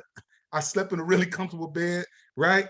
And I was able to transition better. And then I became employed by the organization that I represent today, which is the Illinois Prison Project, as the Director of Education. So I no longer carry the shameful title of offender, but I carry the title of director, right? Like Director Jeffries, I'm Director Ronaldo, right? And so it's real, and we have to begin to identify our power. No one empowers me. You may unplug me, but you don't empower me. I empower myself through education, right? When preparation meets opportunity, great things happen. And so for me, if you give me some independence through giving me what they call it, a debit card that is connected to a name that I can use, because identification is a real struggle. So if I have something that you can identify me at, that I can put in the machine and say, I can now go get me a sandwich, right? I can go get me some water. That's vitally important. And then keeping people connected to the people that keep them encouraged and reminding them that there's a tremendous amount of responsibility that come with freedom. And that is doing the right thing. Stop signs are not a hindrance to society. They're a protection, right? Because some people will keep speeding. So it's not a bad thing to have guidelines and rules. It's when those rules become abusive. And so I would say, and I'm saying this to my main man, and you owe me a phone call, Director Jeffries. I know you're important, but we're supposed to be doing some other stuff. No, because he get busy, right? Let me jump in. Let me jump in because I want to make sure we give everybody enough yes, time. Sir. Yes, sir. I love the passion. No, I'm long-winded too. That's what we do. But I think what I hear Ronaldo saying is, teach me how to fish so that I can fish for myself. And I think even what Celia talked about, let's move away from this punitive sort of like approach to really thinking about how do we restore and set people up for success. And so now I want to go to Director Jeffries, and can you talk to us about some of the changes that you and Governor Pritzker have been able to implement as it pertains to IDOC? Thank you, sir, and thank everyone. This is one of those good conversations that I like to be involved with. So I almost want to just jump into just having dialogue based on the information that was presented before me.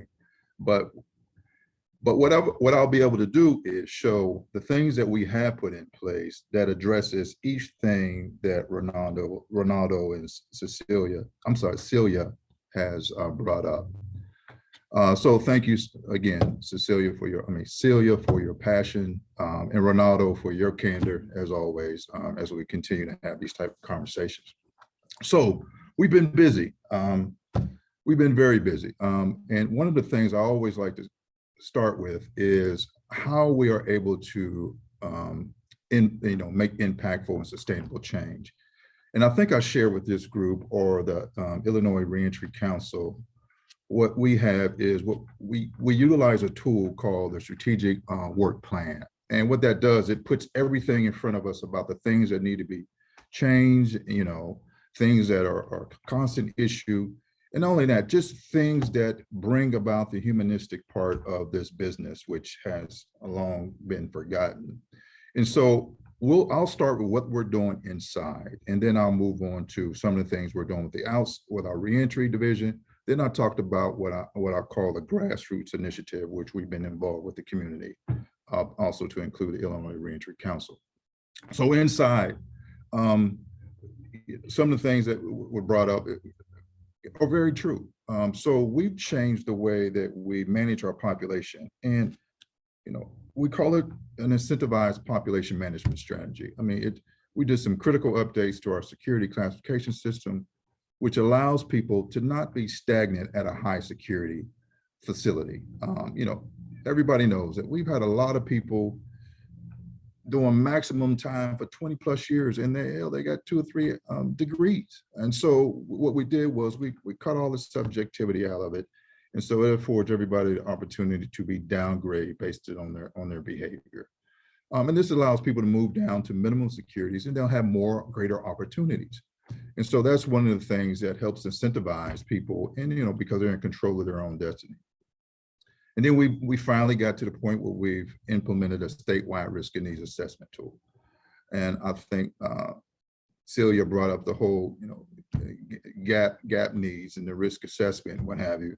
But we also included in this rollout is we just started our first women's risk and needs assessment, our Warner tool. It's out of Utah and everything that gets into those trauma issues that deals with the women population. And so that's and not only that, we'll be in compliant. Finally, I always like to bring up with the 2009 Crime Reduction Act. So you take the classification, you get it right when they come in the door, you get the risk and needs assessment, and that's where reentry starts, at the door, because you got to start working on that cognitive thinking at the door to get to those things that needs to be addressed so we can quit this cycle. We're getting away from this whole waiting list thing because, everybody just sign up waiting list to get credit. Well, how about we put you in a case plan that addresses your criminogenic needs and what have you. And so we can really address the concerns. So when you come out, we can identify some of those triggers and get you some tools. We dramatically increased our earned discretionary credit. We reduced our population, everybody. We 30% in reduction in population since 2019. And a lot of that is doing some sort of efforts that we put forth as a response to COVID. But what we found out is with this earned discretionary credit and working with some of the advocate groups is let's not save it for those folks who are doing good plus good plus good. Let's make it available for everybody.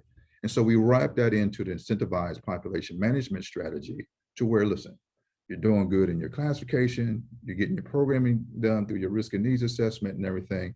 Oh, and by the way, you'll be eligible for this earned discretionary credit based on your sentencing. So that leads into reentry. So we start now we're looking at how we're going to get folks the tools and everything to be better prepared once they get out. And so we started creating these reentry pathways, and we start putting it in regions and everything, because one of the things that was brought up is you can't do everything at every prison and think you can get things done. And so we have to, tailor certain prisons to be more of a regional reentry center. And then once we've identified what those facilities are and everything, I'll go on those here in a minute. The other piece that is important as well is right sizing the community supervision. We put a risk assessment tool on the back end of when folks get out. So we don't supervise everybody the same way. And we got to get away from that, supervising somebody based on their time and crime that they've already served their sentence from. That's just one of those things I'm like, wow, that's like double jeopardy. I know it's not double jeopardy, but you've already served your crime, your time based on the crime. Then when we put you out, your conditions of supervision is based on your time and crime all over again. So with that risk assessment and with policy implemented and everything, I can say it's not a high percentile, but we reduced our parole population by 16% by referring people back for early release. And so that's that whole incentivized population management. We've expanded our programming. I could talk to you about that in length. But one of the things that we're working with is increasing our higher education opportunity, post-secondary education. We've increased 4 universities since 2021. We've added a facility. We added a program at Eastern Illinois at Danville. That just came on April this year. Augustana College at East Moline. There'll be a press release out either today or tomorrow. Alder University is coming on board, and North Park and Northwestern are now at Logan. So we've been making some efforts in that and everything. So there's still work to be done. One of the focuses that we're going to be focused on this year, and we just had a great conversation with the Department of DCEO, Commerce and Economic Opportunity, to look at the things that they are providing to the community. We also want to see how we can include those into our job readiness as we start moving forward, getting people prepared to get out. We just got to be able to put people in a position to be successful. in housing, education, and a good sustainable job, a livable wage. I don't want none of my vocational programs to be teaching somebody how to sweep a broom or anything like that. So we're changing all that, those modules as well too. I mean, I can go on and on. I got a lot of stuff, but I know there's going to be time to have dialogue. But yeah, absolutely. And let me hit this one piece. One of the things that I think is very valuable as a state agency is we need to collaborate with our other state agencies. You know, it has to be a state, effort. It just can't be us, trying to provide everything. So our partnership with DHS, DCFS, we got a great partnership starting up where we're partnering with, we're working with DCFS to engage the parents who have children who have a case plan and everything to start that process inside before they get out, right? Because I've heard of all the horror stories, how long it takes for you to get the case plan going once you get out. So working with Director Smith over there with that, and that's going to be a great opportunity to us to try to, get some of those barriers out of the way. Now, I mean, one more barrier. Somebody's got to get into these laws. Somebody's got to dig into these laws for these high-risk population. I've got over 1,000 people who I cannot let out because of some law. They're serving their time, their MSR time inside.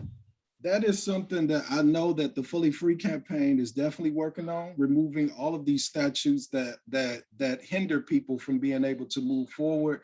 And I do want to thank you, Director Jeffries, for all of the work that's happening and also continuing to come to the table to have these discussions. But I do want to give Orlando an opportunity to talk about some of his work with the JEO. So can you talk to us, Orlando, about some of the work that's happening with the JEO? And I'll try to be very brief, man. What I do want to say is that the JEO is approaching the work that we do through a relational lens, through a trauma-informed lens, and approaching the work through a healing-centered approach. It's not surprising that the people on this panel are directly connected in more ways than just the work. Like, I've known Ronaldo for almost 14 years of my life. He knew me when I was a wee little chili, right? And looking at the example he's provided, before my release and after my release is something that I really value. And Sister Celia, I love you. You already know how, we're connected in that way. And again, some of those efforts that I'd like to highlight about the JEO is just the way that we're becoming and approaching it through a relational lens. We have created spaces for us to come together and provide healing for one another, for us to be able to share some of our deepest traumas, but also our greatest victories, but also being about the work. Like, how do we directly impacted people begin engaging in this policy creation space? And that's where the JEO comes in.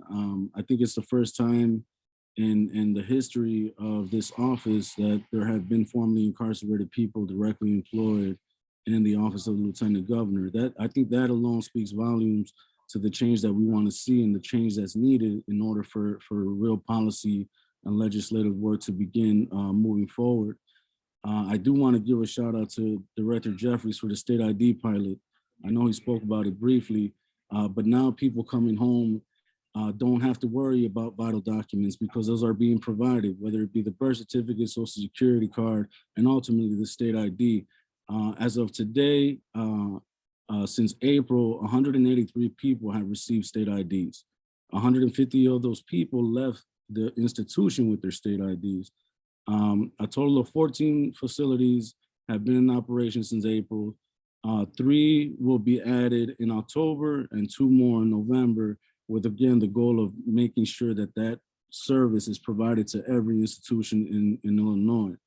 Another exciting development that we're working on through the JEO addresses some of the concerns that Celia had around healing from trauma for crime survivors and those that have caused harm. through the restorative justice pilot, which I'm thankful again to IDOC for being supportive of that, and developing that out in partnership with other agencies in the state of Illinois.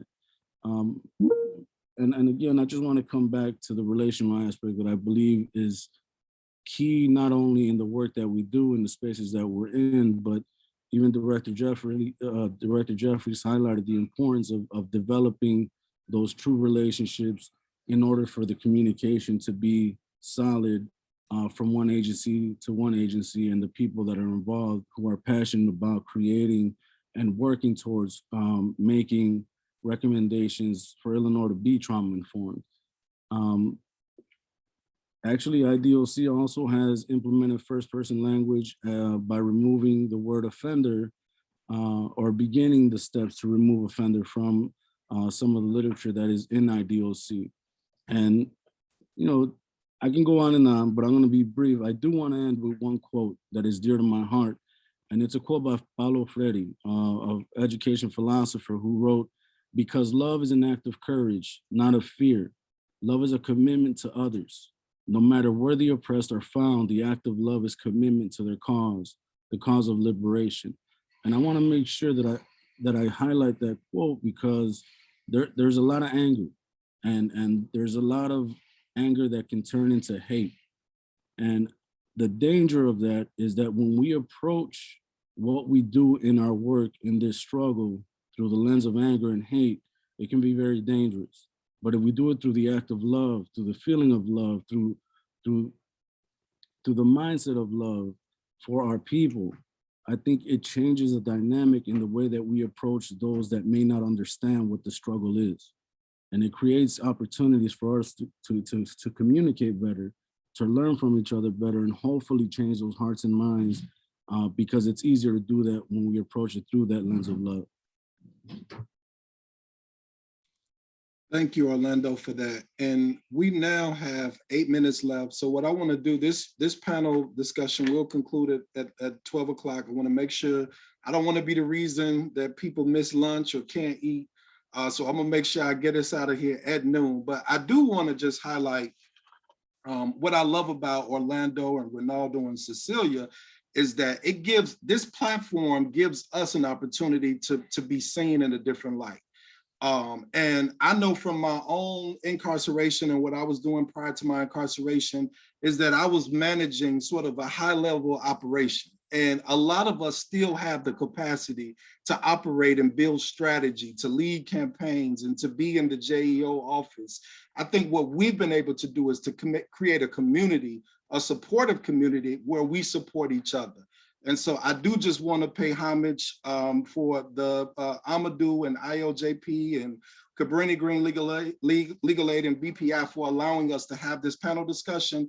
And as we close out, I'm going to ask each panelist to take a minute and a half to talk about what do we need to do to move us forward. A minute and a half, and then the music gonna cut on when we get to a minute and 30.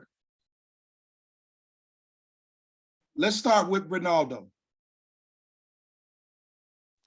I think, honestly, we need to make sure policies are not governing situations that could be simply stop that policy and start letting people have autonomy so that they can recognize that they're really citizens who happen to have been incarcerated. We need to do that now. Thank you. Celia. I think that we need to really truly look at the policies that have been written, the biases, how old they are, the data that they use, because they should probably be eliminated, and have people that are impacted create new policy. Also really implement the programs that Director Jeffries talked about. I just want to applaud you in regards to the DCFS change, because that's one of the biggest hurdles for women dealing with DCFS. It's a monster. Even if we take programs, they're not allowed or credited. So that just spoke volumes to me in regards to change, and really deciding that building a safer community is a community effort, and that we all should collaborate towards building a safer community for everyone, not just certain people. Thank you. Orlando. I think just opening doors of opportunity for those that have been directly impacted. I especially want to thank Anna Laubach from the McCormick Foundation, because it was through her efforts and her belief in this role that I'm in that I'm here today.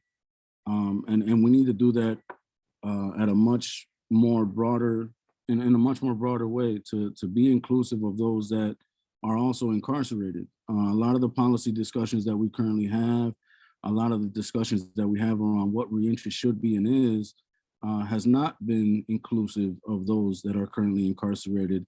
And a lot of the great ideas that are being implemented are those that we're having, that were in conversations while we were still inside.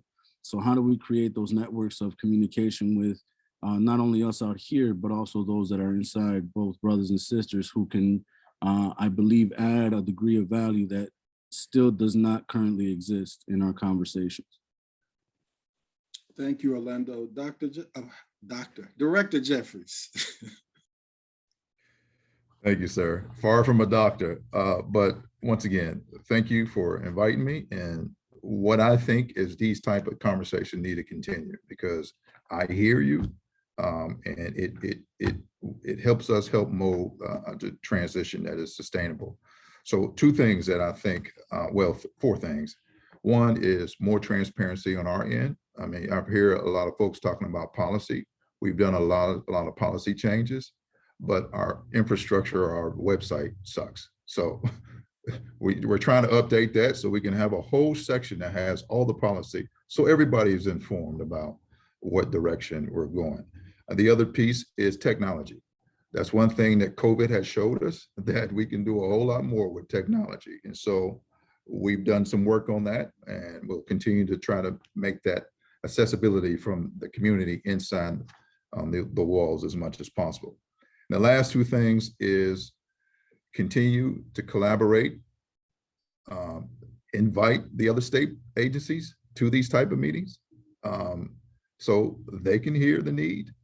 And the other thing is we got things that we're doing, and we can do even more, is we're going out to the community and having these discussions. Last, July 9th, we launched this new thing called the Grassroots Initiative, where we're going out to the providers and we're having these type of dialogues about the things that we are doing and where we need their assistance at. And so that just brings a good conversation from the community base as well too. So those are the four things that I want to close on.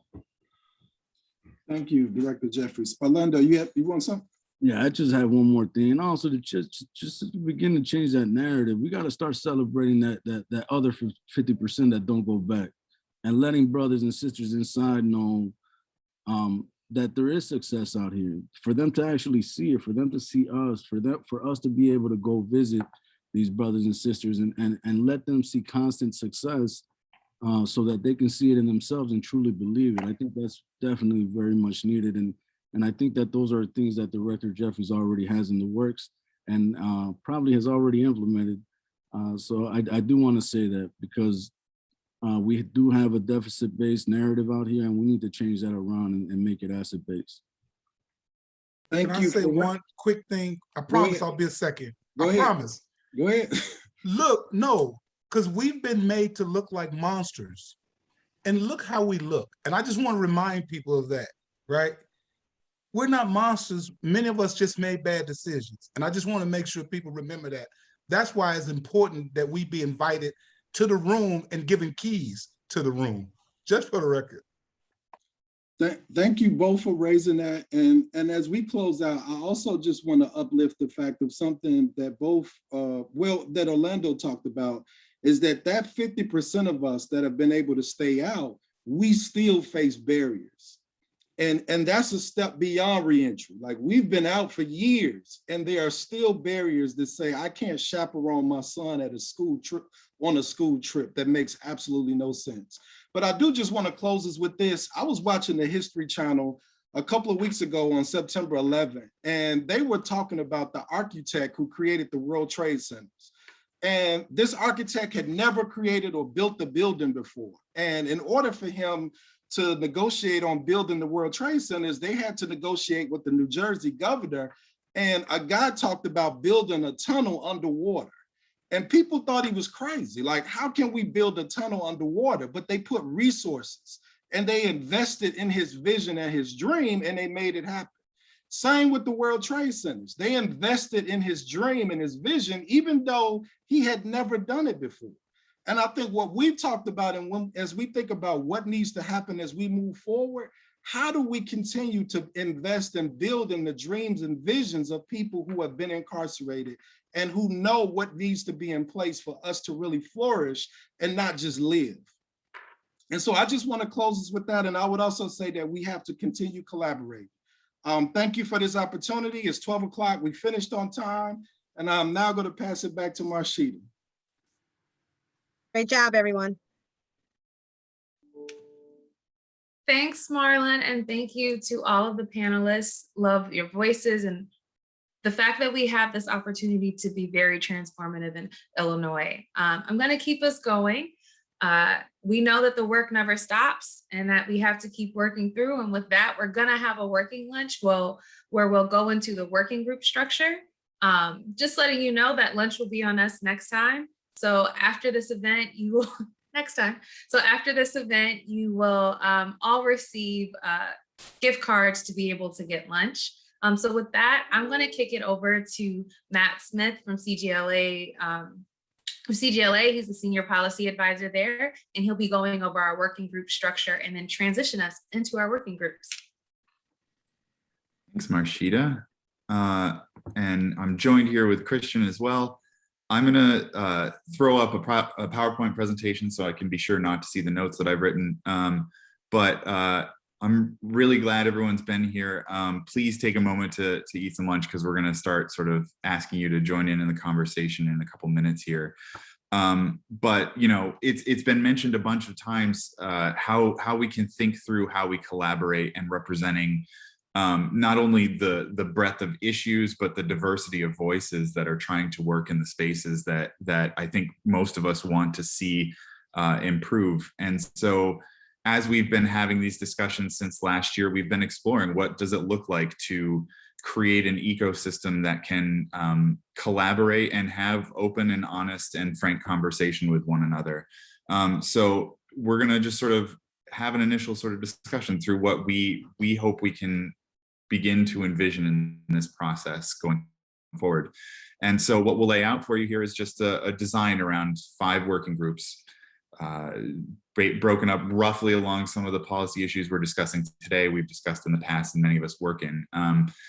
Supporting safe and thriving communities, policing, pretrial in the courts, incarceration, and post-release and reentry. And you know, you'll sort of see here, I think it's been a recurring refrain in some of the conversations we've had today, is a lot of people work in these areas, but they don't really, even though they all work in criminal legal reform or criminal legal advocacy or activism or however they want to frame their work, we work in a single area, or we work in one or another, or we're trying to build bridges where you know, we really need to work on connecting. And so our hope with this is that as we break out into discussions about working groups, as we talk about the work that our working groups can do, we look to expand beyond just these organizations that we put together and explore how they can all come together and really coalesce around each other, having people work across disciplines, work together at a high end to make sure that we can coordinate our work and maximize our work and make sure that the conversations we're having, tough or not, are being conveyed to one another so that we can better build that ecosystem together. And so I'm going to slide over into, I hope anyway, sorry, I hope, there we go, talking about our goals here of the group, and just bring in my colleague here, Christian at ILJP. And I think, Christian, a lot of the discussion, particularly on your panel this morning, started sort of diving into you know, what we need, what some of the challenges may be, and sort of how we would want to explore that. But would you be willing to talk us through a little bit more in terms of some of the goals that I think we hope to accomplish with the Justice 2020 working groups? Of course, for sure. And as you said, Matt, we are really thinking through with this Justice 2020 initiative, what are spaces for collaboration, and where are places that are different paths for what we think the criminal legal system should look like at the end of the day, where they intersect and where we can really work together across those intersections, regardless of our issue area or regardless of where we find ourselves in the work, from organizers and activists on the ground to advocates who are pushing for different policy changes, to folks in decision-making postures where we can collaborate when our goals do align. We want to be really clear that we have an understanding. We have and understand that our goals aren't always the same, and our vision for what this looks like at the end of the day don't always match up, but we truly do believe that we have a lot in common and that there are goals that overlap each other. And so the Hope for Justice 2020 is to focus on those areas. Our goal is to bring a diverse group of stakeholders together to strategize across issue areas where people typically are in their silos or working by themselves, so that we can think about the system and address the criminal legal system holistically and strategize about a plan that attacks this system at large. And so our hope is that the working groups are going to accomplish this by identifying what those shared goals are and the different areas that Matt just showed in the diagram, and also the overlapping areas. Sharing relevant information to those shared goals, educating across disciplines and issue areas. We don't often get in the same room together. Organizers are not often in the same room with policy advocates, or not often in the same room with system holders. And so it's important to do that cross-discipline education, and also educate across issue areas so that we can see how the system is one whole system, and how things that are affecting folks who are working on policing are affecting folks who are working on incarceration, are affecting folks who are trying to create the conditions for communities to thrive. And we want to educate across all of those issue areas. We also want to build shared narratives through the working committees. We don't want to undercut each other on goals that we share. And so we want to make sure that we're all having the same conversation and can really talk to each other by building out those narratives. We also want the working groups to explore opportunities for collaboration. From our vantage point, those opportunities are to coalesce the power that we all are building around our shared goals, to leverage that shared power that we've coalesced through this vehicle in furtherance of those shared goals, to identify and defeat negative developments as they arise, and also to think through what are some potential barriers to our shared goals that already exist, or that may be coming up that we want to use our shared power to get rid of. And then lastly, we want to make sure that the working group space in the Justice 2020 vehicle is one that is welcoming to those who are interested in engaging in changing the criminal legal system and building their capacity. And so that includes building the capacity and space for folks who are the most impacted by the system that we're all trying to shift and change. And more than just welcoming folks into the space, we want to actively engage people and bring them into the Justice 2020 vehicle to think through, how do we holistically shape and change the system that all of our work is directed at. And I'd sort of add and raise there too, like, I think as we think through how everyone is able to engage in the work that we do, and how you want to activate with other organizations that are involved. And Christian, you can jump in on me here too. But just thinking through, we're not asking people to come to the table prepared to leave the table all in alignment, right? This is ultimately about having those conversations, and they can be easy, they can be tough, they can be what they need to be to better engage our entire community in this discussion. And again, I sort of go back to the panel discussion we had this morning. I'm sure there are people who were on the call who felt differently than what we heard, and vice versa. Maybe thought that some of the panelists didn't go far enough, or but these are the conversations that we need to have and that we need to have more of. And so, you know, speaking from the perspective of CGLA, where we are a service organization that does policy and tries to engage leaders who have been impacted by the criminal legal system, we still never do it as well. And when we talk about knocking on doors, we don't have the capacity to do that. There's always opportunity and learning that we can gain from having more and more diverse voices at a table as we have this conversation. And so, I mean, I'm trying to think about how to frame this in a question for you, Christian, but I mean, like, just thinking through how do we make sure that we can all join that space and have that conversation together, and what does it mean for us as we try to move forward in the work?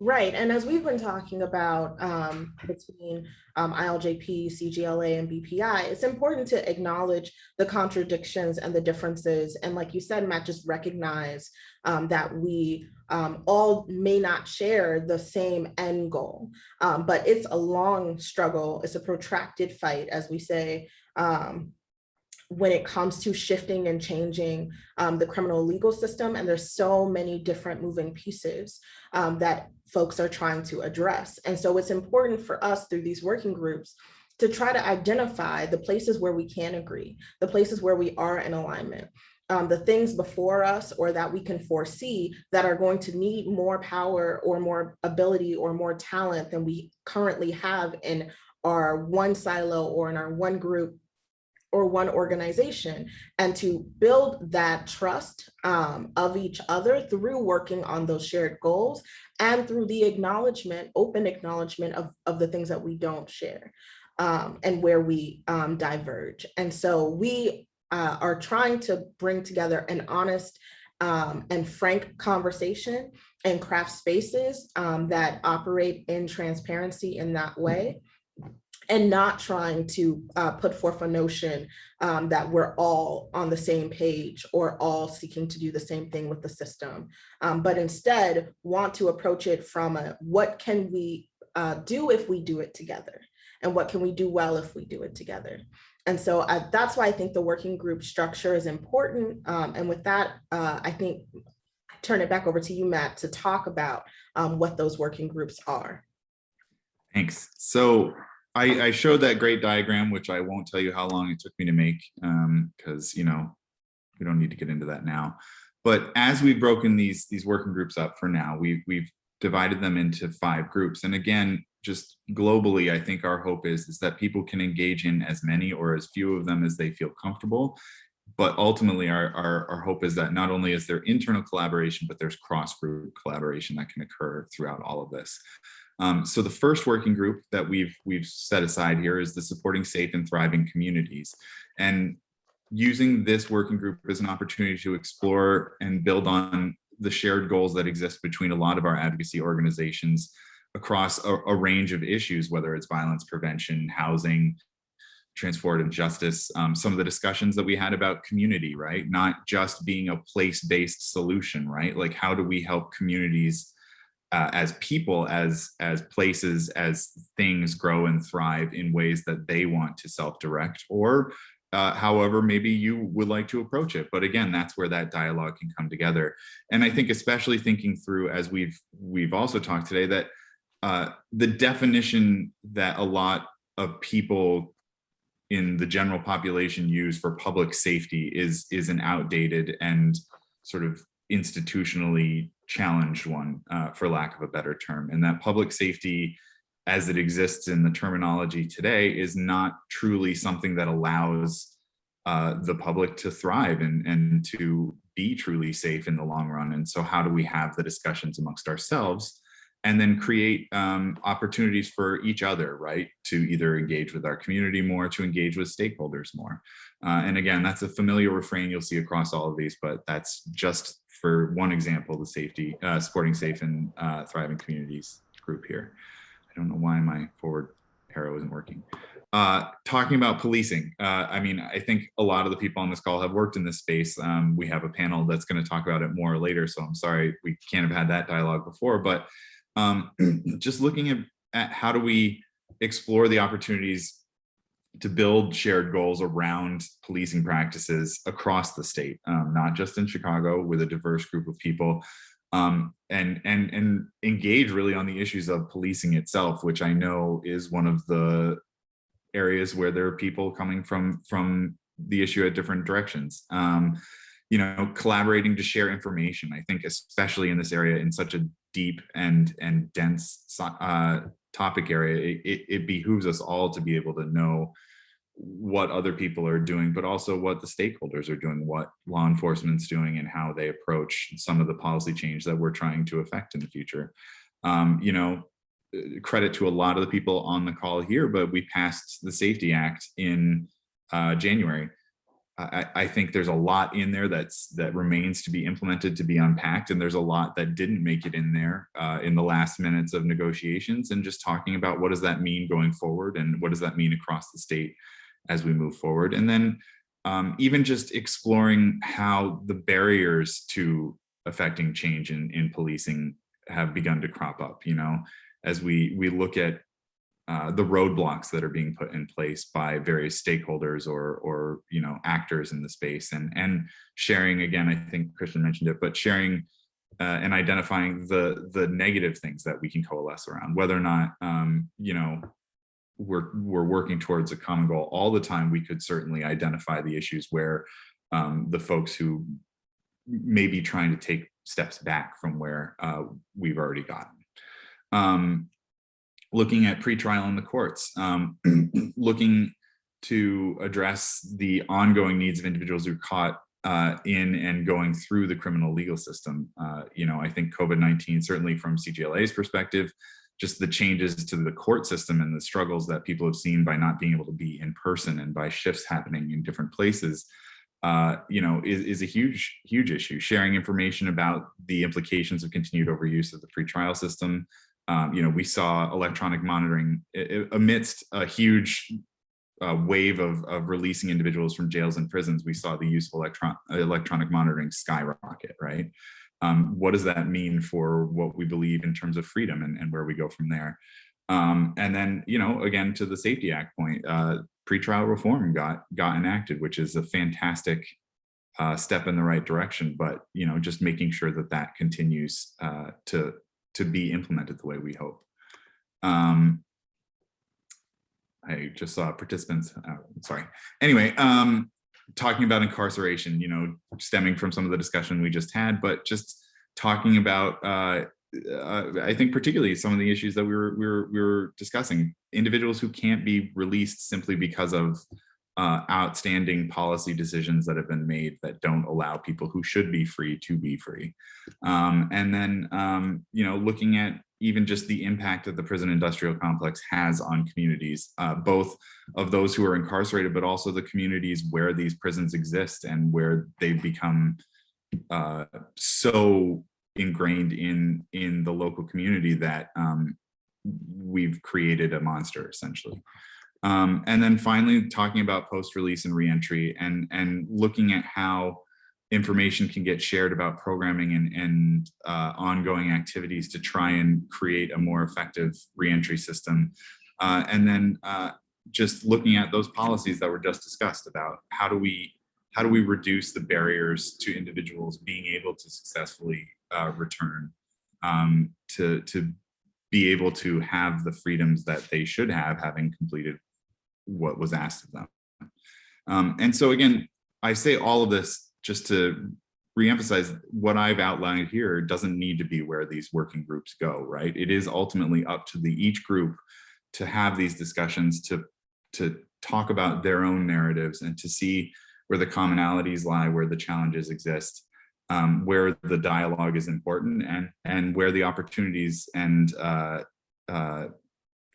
chances to share can go forward. So don't take these as rote. And I hope that this can at least give you a sense of where we're hoping to have these discussions. So just going into the structure that we're hoping to establish is that at least each group will have one or more anchor organization that will help literally coordinate logistics, serve as a conduit to the steering committee, which is made up of organizations who will try to facilitate and help that cross working group collaboration that can exist and find those opportunities.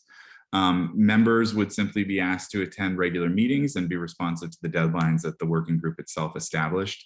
And, you know, as we said, this kind of information sharing, this kind of collaborative work works best when we can try and cross some of these silos and barriers that we've encountered as we've done our work in the past. So we would highly encourage people to participate in as many as they are able to and have interest in and have that expertise or background in. We hope to have groups work on a monthly basis to this, to check in, to share information, and to create these narratives and these directions as we go forward. And again, each group will have the freedom to create the frameworks for the communication, engagement, and dialogue that they think is appropriate for the types of work that they're hoping to establish. I think it's really important that as we've had these conversations among, you know, BPI and ILJP and CGLA, to understand that we don't want this to be prescriptive. We simply want this to be a framework in which we can build a larger community and ecosystem for each other to work together on. So once again, and I'll throw it back over to Christian to sort of motivate some of the next discussions we're going to have, but our real hope is to build each of these working groups out, but that we can have this sort of collaboration and overlap that can really help create a larger community and ecosystem going forward. So Christian, do you want to talk a little bit about our breakout groups? Yeah, thank you, Matt, for such a thorough explanation of the working groups. And just to restate and echo what Matt said, again, we're hoping that the people in the room are going to shape the direction of the working group, are going to decide what the shared goals are, and how they want to push those forward and collaborate around them. We're going to go into breakout rooms, groups that are about each of the 5 groups. And you're not beholden to any one breakout room. So whatever breakout room you go into doesn't dictate what working group you can join. Again, we're hoping that folks join as many of the working groups as makes sense for them and as they're interested in. And we're hoping that the working groups will not only be a space to further the work you're already doing, but again, educate and explore opportunities around work you might be interested in, the ways it ties into your work. But we're asking everyone to pick one for now to begin the conversation about what some of those shared goals are. What is some of the work that you or your organization are doing or are thinking about doing in that particular space, and what are the goals that you have for what you're doing in that space? And then just a dialogue around what are some of the things that folks are seeing or can identify as shared opportunities or needs, and what are some of the resources that folks who are in the room might have that might address a need that someone else has raised. And so we wanted to give space and time for this conversation. You'll be in breakout rooms for about 30 to 40 minutes. And because there are 5 and so many lovely people have joined this call, the rooms will be open for you to choose which one you want to go into. And so with that, I believe you can choose the rooms right now. Yes, see, look at that. And we will see you all for the policing panel around 1 o'clock.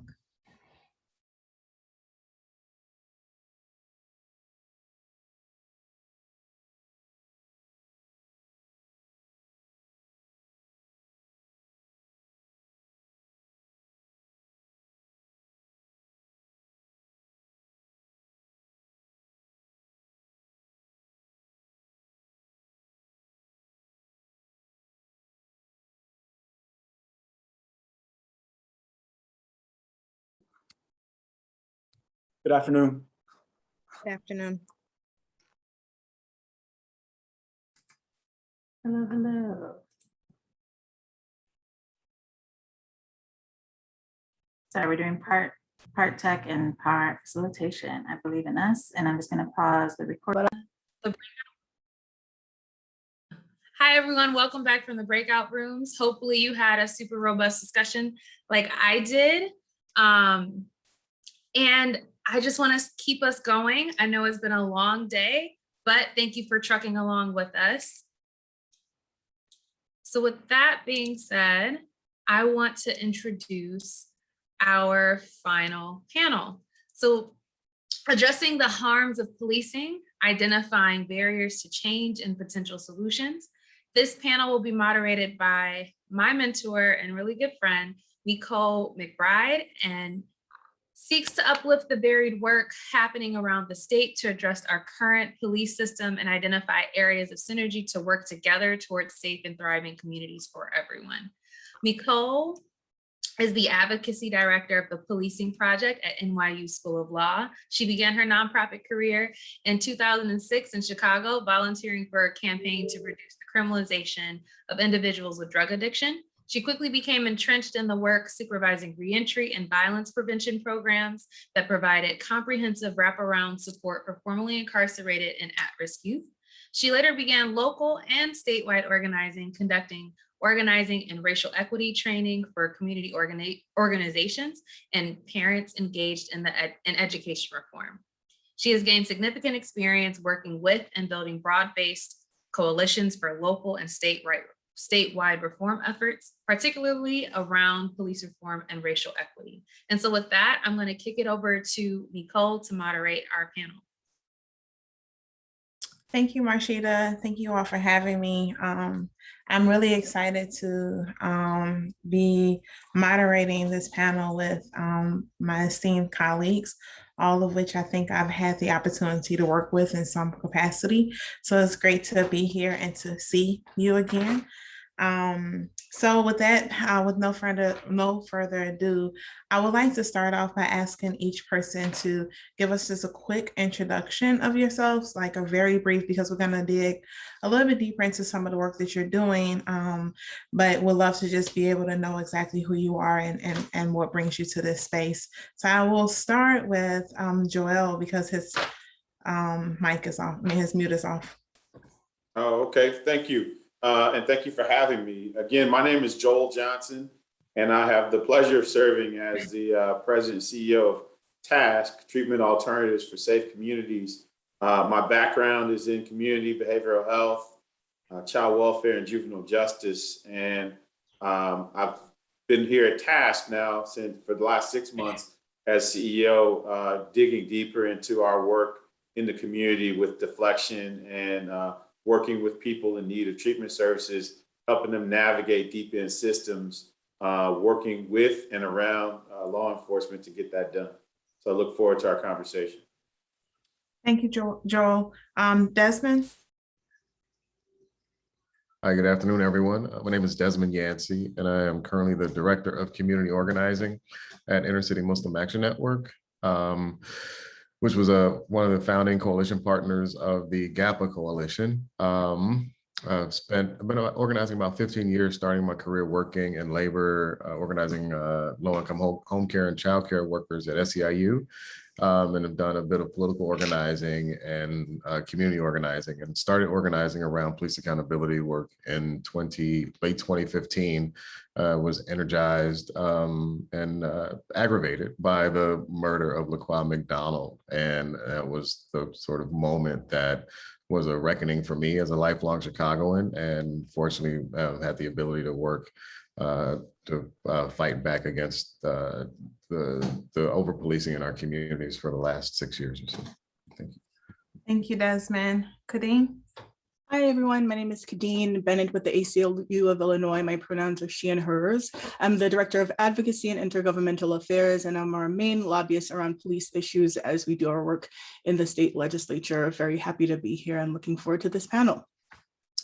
Great. Now that we know who everyone is and all the amazing work that you're doing, I'm going to start us off with the first question. Please feel free to jump in and kick the question around, and then we'll have some more targeted questions specific to your work. So there continues to be a lot of incidents of police violence against Black and Brown people locally as well as nationally. Each of your work, as you described, is trying to address this in your own way, and as well as other harms that are caused by police violence in our current policing system. So what should be our goal for addressing police departments to ensure that we have safe and thriving communities? Do you see it as we need to completely reform? Like, is transformation possible? Or do we think that we have to completely eliminate the system and rebuild it, or build a new system? Or do we have to figure out what a combination looks like? Anyone who would like to take this question first? I can go first. I think first I'd say there's not one way to approach it. So I think that combination is important, and different people and different organizations and entities have really important roles in that spectrum. I think it's an acknowledgement that the system doesn't work. We may know that, but I think some decision makers still think that the system might be working in a way that's intended, or it's not too bad in the way that we see it from the experiences we have in our work. I think so there needs to be a transformation of how we think about and do policing, and maybe not us, because we're not in the police force, but for the people who do that work, and moving from policing to more public and maybe more community safety. This idea that community safety or public safety means safety for all people, not just for some people or people who are seen as deserving of it. And so that means a shift in the rules, a shift in what falls under a police force, a shift when it comes to what accountability looks like. And some of these shifts that we're thinking about are things that I know when I'm in Springfield hearing law enforcement testify in committee, some of the things I hear is that they shouldn't be, the counselor and the therapist, their roles need to be narrow. And I think we agree. So shifting what those roles and responsibilities look like is pretty important. Great, thank you, Kadeen. Joel, I'm sorry. No, yep, thank you. No, I agree. I think there has to be a combination, and I think there's a certain amount of a cultural shift that needs to occur both in community and in the law enforcement world around who we are as a combined community. And I think that, there's evidence and of egregious actions taken by police. And they think there are also some gray area things that have occurred where, as a community, we think, it was obvious what the intent was, and law enforcement has been able to articulate, a certain amount of ambiguity in their actions where they, it felt like they were at risk of being harmed, et cetera. But I think community has to hold ourselves accountable for things in order to hold it, as our previous panelists said, hold each other accountable in the community. We've got to change some of our paradigm. Law enforcement definitely needs to change some thinking about how we engage each other. We want to live in harmony wherever we live. Every neighborhood should be a safe neighborhood. Every neighborhood is entitled to peace and restaurants and outdoor living, et cetera, et cetera. And so there's work to be done, and it's not blow up the system, in my opinion, but it is some change and some combination of those things that you described as you laid out this question of partially blowing up the system, some partial reform, some community accountability, and holding law enforcement accountable for their missteps at the same time. Thank you. Desmond? Yeah, I don't have a lot to add. I think it's important that we, there are two transformations that have to happen. One with the institution of policing itself, and then the other with what our community expectations are of our police. I mean, there's a whole generation or two or three of folks who've grown up thinking that, Lethal Weapon, right, and Die Hard is the way that police are supposed to operate in our communities, when in fact, those are the problems. That's like the root of where these problems exist, where our communities get policed, over-policed, aggressively policed, and then other communities don't have the same level of tension that exists there. And then there's also this discussion around more police equals less crime. And I don't think there's anyone here that is on this panel that would agree that that is a legitimate notion. And so if we have a different understanding and expectation of what police should be doing and what we should be doing as community members, all of this in aggregate to change the way that our communities are, to make our communities more safe, right? And so like this isn't going to be an easy road to travel, but the fact remains is that we're sort of at a reckoning now at least I believe that, we have a great opportunity to really make some significant changes with the way that people are talking about policing. I mean, the conversation has escaped past, our small networks of people, and it's now out in the ether, and it's important that there's something tangible that comes on the other side of it. So before you put yourself on mute, I think that this is a perfect segue, right?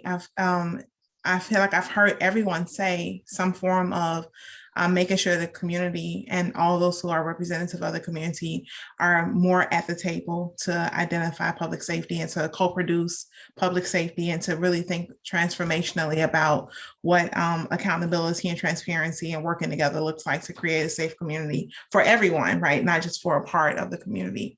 And so, Desmond, you were a lead organizer on getting this commission passed, the Community Commission for Public Safety and Accountability in Chicago, which from my understanding does really think about, policy change and really bringing the community to the forefront and at the table with CPD to think more critically about how policies of CPD impact community members, right? So can you tell us a little bit more about the ordinance itself and what implementation looks like?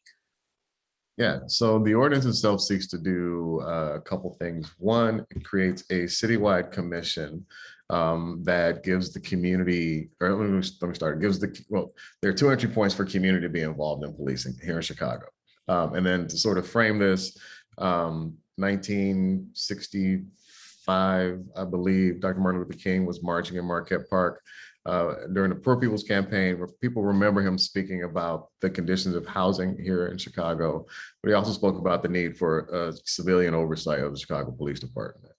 Fast forward 2015, Laquan McDonald tape comes out, 2016, Mayor Rahm Emanuel and Lori Lightfoot come together to create the Police Accountability Task Force. And the result of that task force was that there should be a civilian oversight commission that exists here in the city of Chicago. So 50 years go by, or 60 years, my math is terrible, right? But this time has gone by and we're still having these same sorts of conversations. And so what we seek to do with this ordinance is allow sort of 2 entryways for community to be involved. The first is with a citywide commission. Sort of taking the role that currently exists with the police board and essentially with the mayor and dictating who leads our police department, who leads the COPA accountability office, and what policies are made in the police department. That now will rest in the hands of the community. And we know that we have a police department that is, slow to change, loath to change. You pick it, right? But even under court order pressure, they still haven't been able to take the steps necessary so that people can feel different about the way they're policing this community in Chicago, right? And so being able to now have people from the community play a key role in nominating the persons who will be selected for the police chief, as opposed to police board members who are appointed by the mayor, whose interests are mostly aligned with the mayor, right? So it takes that out of the mayor's hands and puts it in the community. The second piece is at this neighborhood level through district council elections. District council elections are publicly held elections, which anyone per the Board of Elections deems qualified to run can run for an election. And this seat allows for, think of it as district level engagement to have conversations about what's happening in those neighborhoods and how those neighborhoods can be policed differently. Lincoln Park and Uptown are policed differently than my neighborhood, South Shore and Auburn Gresham, right? And having those conversations resting outside of the police department are important to make sure that this transformation happens. Because we have returning residents come back to their communities and they have suffered some sort of police abuse or some sort of reckoning with the police and have decided they want to do something different with their community. They're not going to walk into the local police station and say, where's the CAPS officer and how can I get involved? So we want to make sure that there's still space for those conversations to happen in a real fruitful way. And so the ordinance was passed at the end of June. We're working on implementation right now, and it's a lot to really build out. We're working out the process for our interim commission. which we're expected to be seated in late 2022. Working with city council allies and others to make sure that not only is the process fair and equitable, but we want to make sure that people who are representative of the change that we want to make are selected for those positions. And then in 2023, we're looking at district council elections, and this is a whole new apparatus, right, that's been created. And so we're talking about people who've never run for office before, have no campaign experience, who are going to be running for 66 new positions. And so what does the support look like on the front end to make sure, again, that we are finding the people that are needed to transform the police department in this way? What does the election apparatus looks like? Because, most people that run for office don't win, and it's a lot, right? And in order for us to win the transformation that we need, it's going to take a lot of support to make sure that happens. Other barriers that we see on the horizon are a lot of people just don't know how big this is or even what happened. And so there's just a sort of an information gap. And we need to make sure that people know what this is. And even adding to that, it's kind of a clunky ordinance if we're going to be honest, right? It's these 2 layers of oversight that are new. People don't trust the police anyway. And so getting them to really believe that the system that we have created is one that's going to bring equity and transformation to the police department. And so it's important that, not only do we as the GAPA and ECPS coalitions spend time really cultivating those relationships that we have in the community, but it's also going to be super important that we grow our table, right? Make a bigger table so that there are more people who are able to have these conversations. Because if we're looking at 22 police districts and really needing something like, 14, 15, in order for us to feel like we're going to win on the first election, the sort of transformation that we need, that's a pretty big apple to bite. And so we know in organizing that we can't do it alone. If we want to do it well and do it powerfully, we have to do it with others. And so we're doing a lot of that tent building right now and making sure that we're having solid political education conversations with people and really just sharing like the vision for this transformation and making sure that people are involved in it. So one last follow-up question to that. So what do you see as the role of other stakeholders, those who aren't looking to run for office or run for a district council position, but have a stake in this and, are really want to see transformation happen? What are some of the things that they can do to be a part or to help with implementation? And go to chicagogapa.org and sign up to be a volunteer. But they could also, right, anyone who's a citizen, or not even a citizen, if you're a resident of the city of Chicago, right, you have some interest in making sure that we're all policed fairly. And so there are a number of ways. There are 6 members of the GAPA coalition who, I say in jest, you could volunteer, but it's actually right. We have 6 organizations who are really trying to do a lot in a number of communities across the city to share what this ordinance is. There's our partner coalition, the Alliance, Chicago Alliance Against Racist and Repressive Police. They are another larger coalition who touch a really significant portion of the city and are also, I think they have teach-ins every Saturday via Zoom, right, where people can learn more about the ordinance. They can also learn more about the roles, specifically the district council and commissions, and decide if that's the way they want to get involved. And then when campaigns come up, campaigns need money, right? Support your local candidates. The positions don't pay a significant amount. They pay $12,000 to $15,000 a year, depending upon the positions. But specifically for the elected positions, it's about the impact and not the salary. But in order to win those elections, those things cost money, and they need people to knock doors and to share information. And so I just implore people that if you believe that our police department is in need of some transformation and change, just take a minute, get involved with one of these groups, learn more about it, and then share what you learn with others. Great. Thank you so much, Desmond. So that brings me to Kadeen, right? So that's city level. And so we know that not only are some of the issues that we're facing in Illinois in Chicago, and we have a lion's share there, but we still have like the rest of Illinois to think about, right? We think about the collar cities of Chicago. We think about some of our southern cities in Chicago who are facing a lot of the same issues that we're facing around Black and Brown communities and policing. So Kadeen, can you tell us a little bit about the Safety Act that was just passed with through ACLU, and what it will accomplish and how we can become more involved? So first, I'll say that the Safety Act was an initiative of the Black Caucus in response to all that was happening in the summer and the fall. So while we were involved and shared some policy changes, it is definitely not our bill, and it's definitely giving props to them and Senator Sims and Rep. Slaughter for the leadership it took to get there.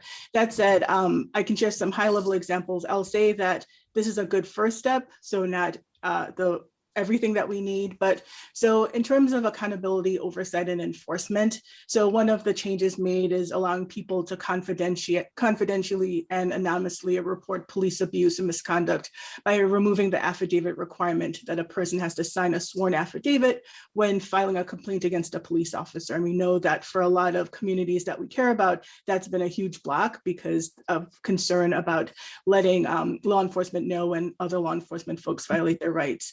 It also requires permanent retention of public and non-public records related to complaints, investigations, and adjudications of misconduct, so those can't be destroyed. There are some components that limit use of force by law enforcement, so specifically encouraging law enforcement agencies to adopt use of force policies to protect individuals with physical, mental health, developmental, and intellectual disabilities. It also prohibits use of force as punishment or retaliation. Then there's also language that limits the use of force in the context of crowd control. So prohibiting the use of chemical agents to disperse a crowd without giving time for people to disperse, prohibits the use of tasers from targeting certain body parts of a person, including their head, chest, neck, groin, or pelvis. And then it prohibits the use of what they call kinetic impact projectiles, so like rubber bullets from law enforcement just discharging them into a crowd, and specifically for targeting somebody's head, back, pelvis, neck, or groin. It also creates a standard for when deadly force can be used, specifically that it can never be used unless the person poses an imminent threat of death or seriously bodily harm to the officer or to another person. It also creates an affirmative duty for law enforcement officers to intervene when they see use of force happening or force that's more excessive than what would be permitted. It also places restrictions on the use of military equipment and surveillance, military equipment and weapons. I think I was hoping for surveillance. That's why that came out. And it's one of those things where some of the things they can't use anymore or either use or request or buy are things like grenade launchers, weaponized aircraft vessels and vehicles and bayonets. And again, I always think, why was this something people would ever ask for to begin with? But it also emphasizes the militarization in our communities. And then some other things which we didn't necessarily push for, but are now in place, would be a requirement by 2025 for all law enforcement folks to have body cams. So it's starting with populations of 500,000 or more in January 2022, and everybody else by 2025. One other change to the body cam law is that it limits recording officers' access and review of body cam recordings, except for officer-involved shootings or the use of deadly force. So to say that another way, an officer should not be able to, generally speaking, an officer should not be able to review the video unless for things related to use of force, specifically deadly force, or force that results in great bodily harm. One thing that we had before the trailer to the Safety Act is that it prohibited law enforcement from reviewing that at all.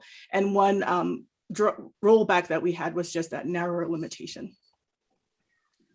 So thank you for that. That was a lot. The fact you had all of that to be able to say out loud really quickly. You said something very important when you first started talking. You said that this is the start, right? So what do you see, like how do we guard against rolling back any of this? So I think a lot of times when we have legislation passed, we see more legislation that kind of like undoes is the undoing of something, right? And so how do we try to make sure we safeguard against that happening in Illinois? So I think in the last session, we already saw some rollback. And I think part of how that came to be is that once the Safety Act was passed, and again, I tell people it's like basic, but could be transformative. Like limiting use of force is a pretty basic thing, but it has the ability to change how policing happens. But when this bill was passed, law enforcement was really organized and they made life pretty uncomfortable for legislators who voted in support of it. So part of why we ended up having the trailer was to respond to some of that pushback from law enforcement. So I think what we can do is, as a community of folks who care about this issue, for folks who work in organizations, decision makers, policymakers who care about this, folks who work in different organizations, it's really important for us to tell legislators that this is a really good first step and what's next, and having the expectation that we want to see more, because we didn't get into this with one law being passed, and it will take more than one piece of legislation to really address some of the policing issues that we're dealing with. I think the other thing that we need to do is just be clear with legislators that not only on the state level, but at the local level, we're counting on them to do more. So while we didn't get everything we want at the state level, it's our responsibility to let them know that here are all these other things you can do, whether you're in Chicago or you're in Champaign or you're in East St. Louis, and coming to folks with really clear policy ideas, or even if you don't know the policy, being able to go to them and say, for you to show that you care about these issues and you care about our communities, these are the specific things we want you to do and engage in. Thank you so much, Kadeen. I want to shift really quickly to Joel. We've talked about city, we've talked about statewide in Illinois.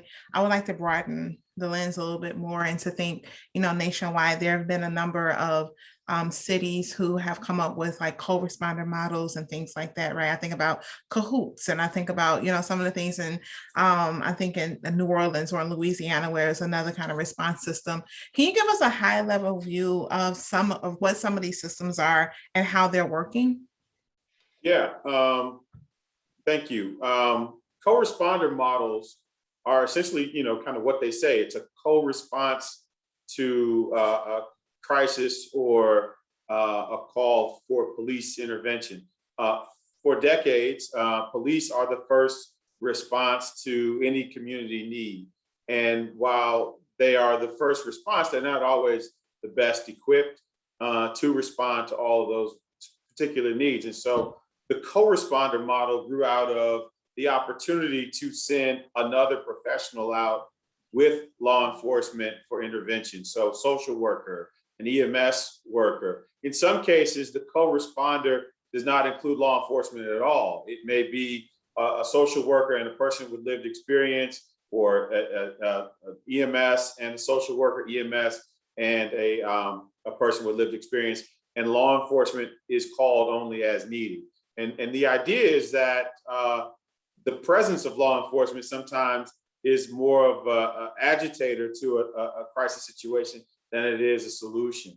And so having even a crisis intervention trained officer, the uniform itself could be, a trigger to escalation as opposed to de-escalation. And so the co-responder models were born out of this idea that law enforcement may be present to ensure safety, but the other professional who presents is the person that could help engage and initiate an intervention that does not result in arrest or harm or detention of any type. So as you think about, or from your experience or the research you've done around this, what are some of the challenges that you see for a co-response model to be able to be implemented effectively? Sure. And TASK provides technical assistance nationally and internationally around co-response. And we right now are managing a pilot deflection project in Illinois where we're working with community and law enforcement. And let me say that deflection is a community-centered initiative that helps to engage people in crisis before they enter into the justice system, before an arrest. And so that deflection could include, as I indicated, partnership with law enforcement, or EMS and the social worker, et cetera. But what's important is that the community helps define what that deflection model looks like. And so while we're working on that in Illinois, in response to your question, I mean, the barriers are sometimes really around education, getting law enforcement on board with this model of intervention. As we talked about earlier, sometimes we're just used to doing what we've been doing. And so giving up a little bit of the power and allowing the community to engage with other community members to de-escalate, which actually then makes law enforcement's job easier.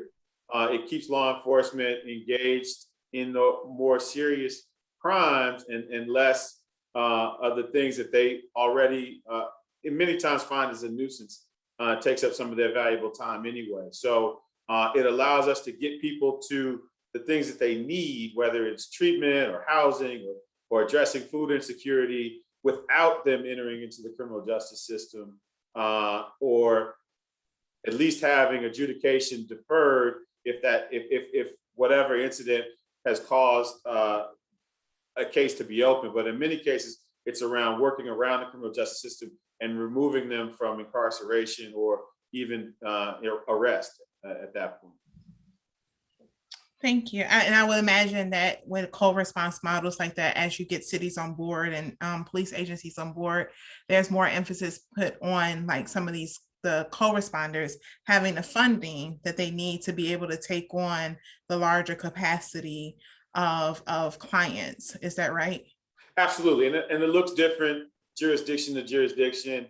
In some cases, LA County hired social workers to ride along with LA County Sheriff. So they are embedded in the county budget. In other models, it's community partnerships. So a community mental health center will partner with the local law enforcement to respond.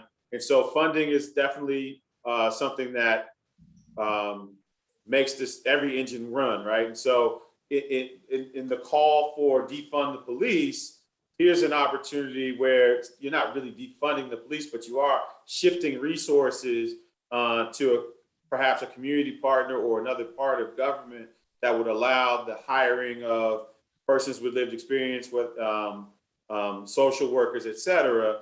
And so you're shifting funding to provide the same response, but a different intervention. Thank you so much. And so, as all these wonderful like models and things that, we're doing here in Illinois and Chicago, this is great, right? And so, but I think Kadeen again brought up something that's very important to think about, like what's next, right? So these are very, very real first starts. And I think a lot of it is not reactionary, but it's needed. But it did come right after everything that's happened over the last year and a half or within like the last 10 years. So as we think to the future, what are some of the other things that we need to be thinking about in this moment, and that we can be laying ground for? So I know Kadeen mentioned that, across the state, we need to be talking to, our local legislators around local changes that can happen. What are some other things that we should be considering? Well, I think that there's an opportunity to engage elected officials at every level of government. You talked to funding.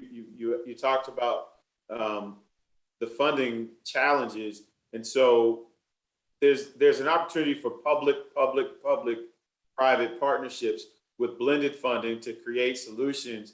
The state has a bucket of money. The county has a bucket of money, the city has a bucket of money, and perhaps neither of those three buckets are sufficient for a sustainable intervention, but together those buckets, along with private investment, could create and support co-responder models and other points of intervention.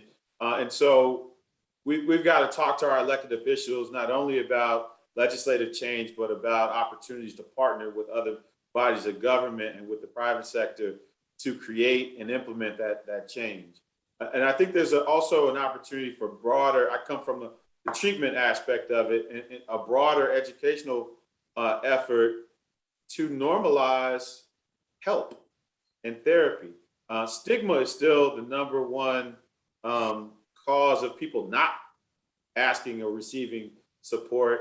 And with the justice intervention, people still are not asking for help. And so it could be forced, help can be forced on people. But as we help educate people about normalizing therapy, normalizing clinical interventions, and making it okay to ask for help, I think that goes a long way with even de-escalating that interaction between law enforcement and people.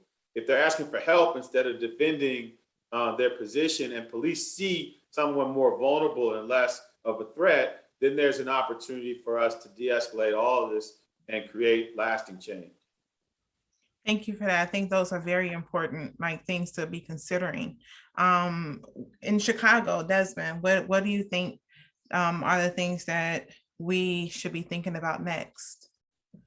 Yeah, I echo the talking to electeds at all levels. So Iman did some work in Buffalo supporting Carrie O'Horn, who was a Buffalo police officer who intervened when one of her colleagues was choking a handcuffed individual, and she was subsequently fired, sued by the officer who it was like a whole bunch of stuff, but essentially a Carrio's Law passed in Buffalo, which had a duty to intervene piece in it. And so again, like wherever we can have opportunities for reform, again, kudos to Representative Slaughter and others who moved that, like massive legislation in January, but it's not enough. Additionally, I've done coalition work before, and coalition work can be challenging, but this just goes back to organizing, right? Like the way we win is by working with others, and I don't think that we would have won the GAPA/ECPS ordinance if it wasn't for working with other coalition partners, and really sort of broadening the table and understanding that you can partner with others around an issue and still hold true to your values as an organization, right?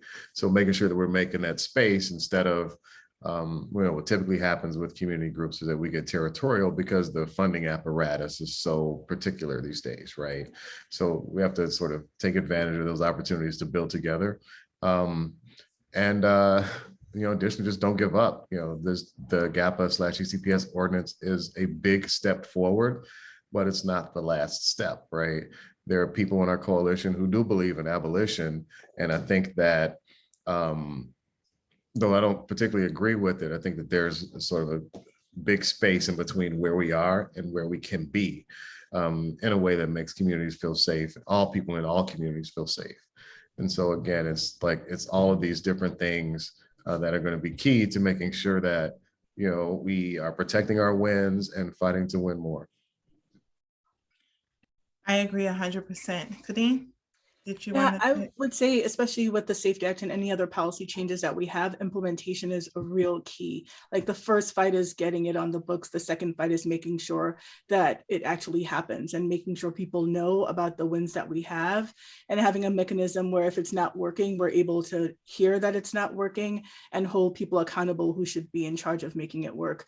I think the other part is just thinking about broad policy change things. I think increased accountability, oversight, and enforcement of these laws is really critical. And I know for us, one of the big things that was left on the table with the Safety Act is ending blanket immunity for law enforcement. So getting rid of qualified immunity. And in the conversations I've had with legislators so far about it, is going to be a very, very tough haul, because I think people are of the impression, well, we have the Safety Act, you don't need to do this, let's let it wait. But we know that that level of accountability is really critical. And we welcome partners throughout the state to really push this. I think the other place is reducing unnecessary interactions between law enforcement and members of the community. So that can mean removal and ban of school resource officers. It could be a ban on the use of consent searches. Getting rid of the law enforcement use of gang databases, and also getting rid of any kind of facial recognition technology, especially with body cams now being mandated, making sure that that doesn't always connect with the use of facial recognition technology, which for people of color, we're often misidentified because even the technology can have racist undertones, and then increased investments in communities. I think that's really important as we talk about, taking things away from law enforcement and making sure that it's more based in community, making sure that there are the resources and the supports to have these counselors that we want, have interrupters, because you can have this great idea, but if there's nobody who can help carry out the work, then it makes it really difficult to get it done.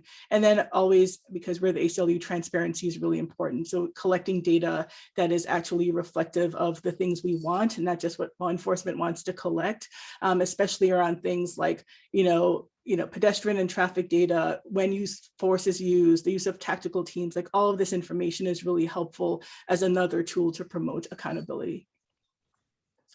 So just as a matter of how things kind of happen, right?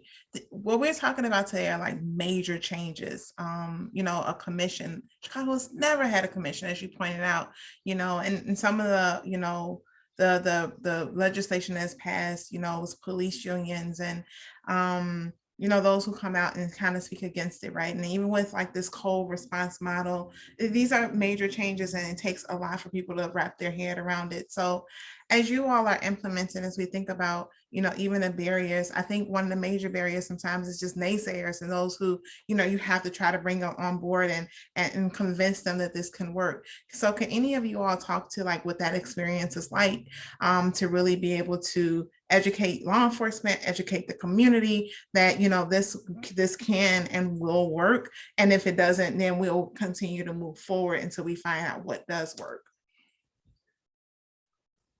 Or maybe did I just give the answer to what the response is? I mean, I can give a little something. So Kadeen mentioned earlier, dang it, I just lost my point. At any rate, there are the police department, for example, right, doesn't think that they're doing anything wrong. This was the point, right? That there are folks who think that everything is okay, that the system is working as it's supposed to. And I think to a degree, there are folks who are on this panel who would agree that the system is working like it's supposed to, right? It's just that the system itself is broken, right? The whole thing is broken. And I think one of the biggest challenges that I've had in talking with police officers is that,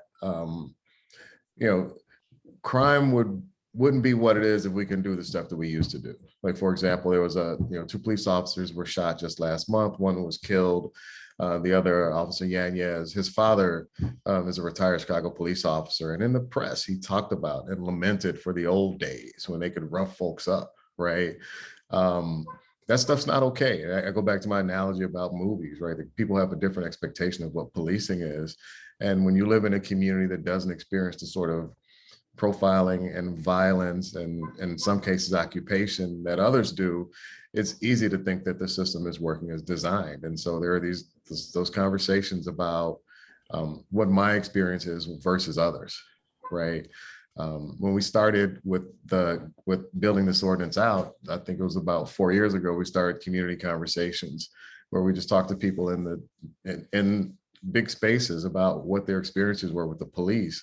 And those opening questions about, have you had a negative experience with the police, and hearing what those were jarring to hear, 60-year-old women who've been called all sorts of terrible names by the police. And then on the flip side, to have them hear from those 16 and 17-year-old boys who they frown at the bus stop and hearing what their experiences are with the police. And so it's this exchange of our experiences are going to be like sort of the most important things that we do, to have shared conversations about shared values and shared expectations about what our police department should be doing in our neighborhoods, and also concerns about our own issues with community safety and community violence, and sort of laying all of that bare, and then working to find a solution from there, right? Again, it's not going to be easy to change minds. I was in a 4-hour meeting. Were you there for that one? 4-hour meeting with the DAC folks. So the Chicago Police Department through CAPS have District Advisory Council or Committee, and those folks are plugged directly into CAPS and do sort of community organizing from the police into the community, except they don't really do a lot of that work. And when they found out about our ordinance and what it was supposed to do, those folks were heated, and this 1 hour meeting turned into a 4 hour meeting because there was just a failure to believe or an unwillingness to believe that what they're doing, A, isn't enough, and in some cases isn't even necessary, because that's not what the problem is, right? Hot dogs and stepper sets in front of the police station doesn't change the way the community feels about the police. So let's have some real conversations about what we need and then work to provide those resources for that. Thanks, Desmond. I think we have time for one more response if anyone else would like to put a wrap on this.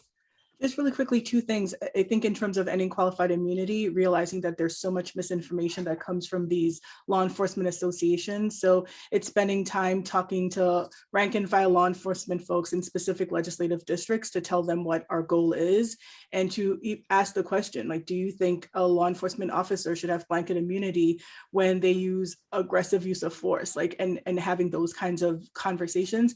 And then the other thing I'd want to shout out is our Urbana chapter and the NAACP partnered to really push their mayor and their police chief to update their use of force policies. And I was able to join them in some of those conversations, and they were able to leverage what was happening with the Safety Act when it just passed, talking about real life examples of what was happening in their communities. And as we went line by line around, these are the things we need to see, this is why it's important for our community, folks who are experiencing it, talking to their mayor and their police chief who they see, you know, every day, that was really powerful in having a policy that is way stronger than it was to begin with. And an example of like really talking through why the law enforcement may not always agree or may not understand, having the conversation so they can understand. And even if it's not exactly the thing we want, it's close enough to get to the goal of making our communities safer. Thank you so much. It has been a pleasure being able to moderate this conversation with people who are doing amazing work. And I know you're just a small representation of all those who are working with you and behind you to make our cities and our state and our country a lot better and a lot safer for all of us. So thank you for the work that you're doing. And thank you again, BPI, for having me for a moderator. And thank you for the work that you're doing and you have done, Nicole. Thank you. Yes, thank you all. Yeah, thank you for the discussion. Well, good afternoon once again. My name is Amadou Dramé. I'm one of two program directors at the Illinois Justice Project. This concludes our convening for today. And before we part ways, I just want to leave you all with a few closing thoughts and express some gratitude to a few key partners and stakeholders in this work. First and foremost, I want to thank our partners in this work, BPI, CGLA, and all of you who've carved time out of your day to make time to be with us and to engage in this collective effort. I also want to make sure that we express our gratitude to Arnold Ventures and the Polk Brothers Foundation, two philanthropic groups that are supporting this larger effort in making sure that it's sustained. I also want to make sure that I express gratitude to my colleagues at the Illinois Justice Project. There's a lot of work that took place today, especially behind the scenes, to make sure that logistically things ran smoothly. I think generally speaking, we did an excellent job of that. So I want to make sure that I express gratitude to them. We had a lot to do today and we accomplished a great deal. Our first panel talked about bringing government closer to communities to engage in decision-making processes that actually reflect the hopes and desires of folks that reside in the communities throughout the state of Illinois. And I thought that that was a very stellar panel, very thoughtful and engaging. Our second panel talked about being more thoughtful in how we do our reentry work, really listening to people who've been directly impacted by the system. And what I mainly took away from that was the need to bring more love, more respect, and more humanity to the approach that we have in Illinois in supporting people who've been impacted by the system. We've made some progress over recent years. There's some momentum that's been built, but we by no means have accomplished our goal, and our system is nowhere near where it needs to be. So there's plenty of work ahead for us. We engaged in some work groups and work group discussions that really are going to undergird this entire effort. And it was really energizing and enlightening to see so many people engaged in thoughtful discussion, relationship building, in the effort to identify areas where we can all collaborate and do work together to advance both our collective and respective goals from the different perspectives that we bring to this work. Our third panel, which just concluded, talked a bit about the recent changes that have been made to police accountability, as well as some of the additional work that's needed to introduce and implement more alternatives to policing, especially with respect to the responses to crises. So there are a couple of things that you should expect to hear from us within the next 24 to 48 hours, and in one case shortly thereafter. First and foremost, we recognize that many of you attended this event with the expectation that there would be lunch cards. And so we expect to do that and to expect a communication from us within the next 24 to 48 hours regarding that. We know that folks are going to be hungry sometime this week or the next, and so we'll certainly get that to you. So be on the lookout for an email communication from us about that. Secondly, also be on the lookout for communications about next steps for the broader Justice 2020 effort. We want to make sure that we continue forward with the momentum that's been built here today. Again, we got a lot of work done, and we want to continue moving forward with that. And so just be on the lookout for next steps and ways to continue getting involved in the respective work groups and the broader effort in general. And that is it for today's event. Again, you all carved out a lot of time to be with us today. We really appreciate your desire and effort to engage in this process. It is, in some respects, an attempt to accomplish something that's never been done before, certainly in our state. And if we can do this work together, we'll get a lot accomplished. So again, we want to thank you. We thank our partners. We thank each of you for being with us today, and we hope that you enjoy the rest of your day. Take care, everyone.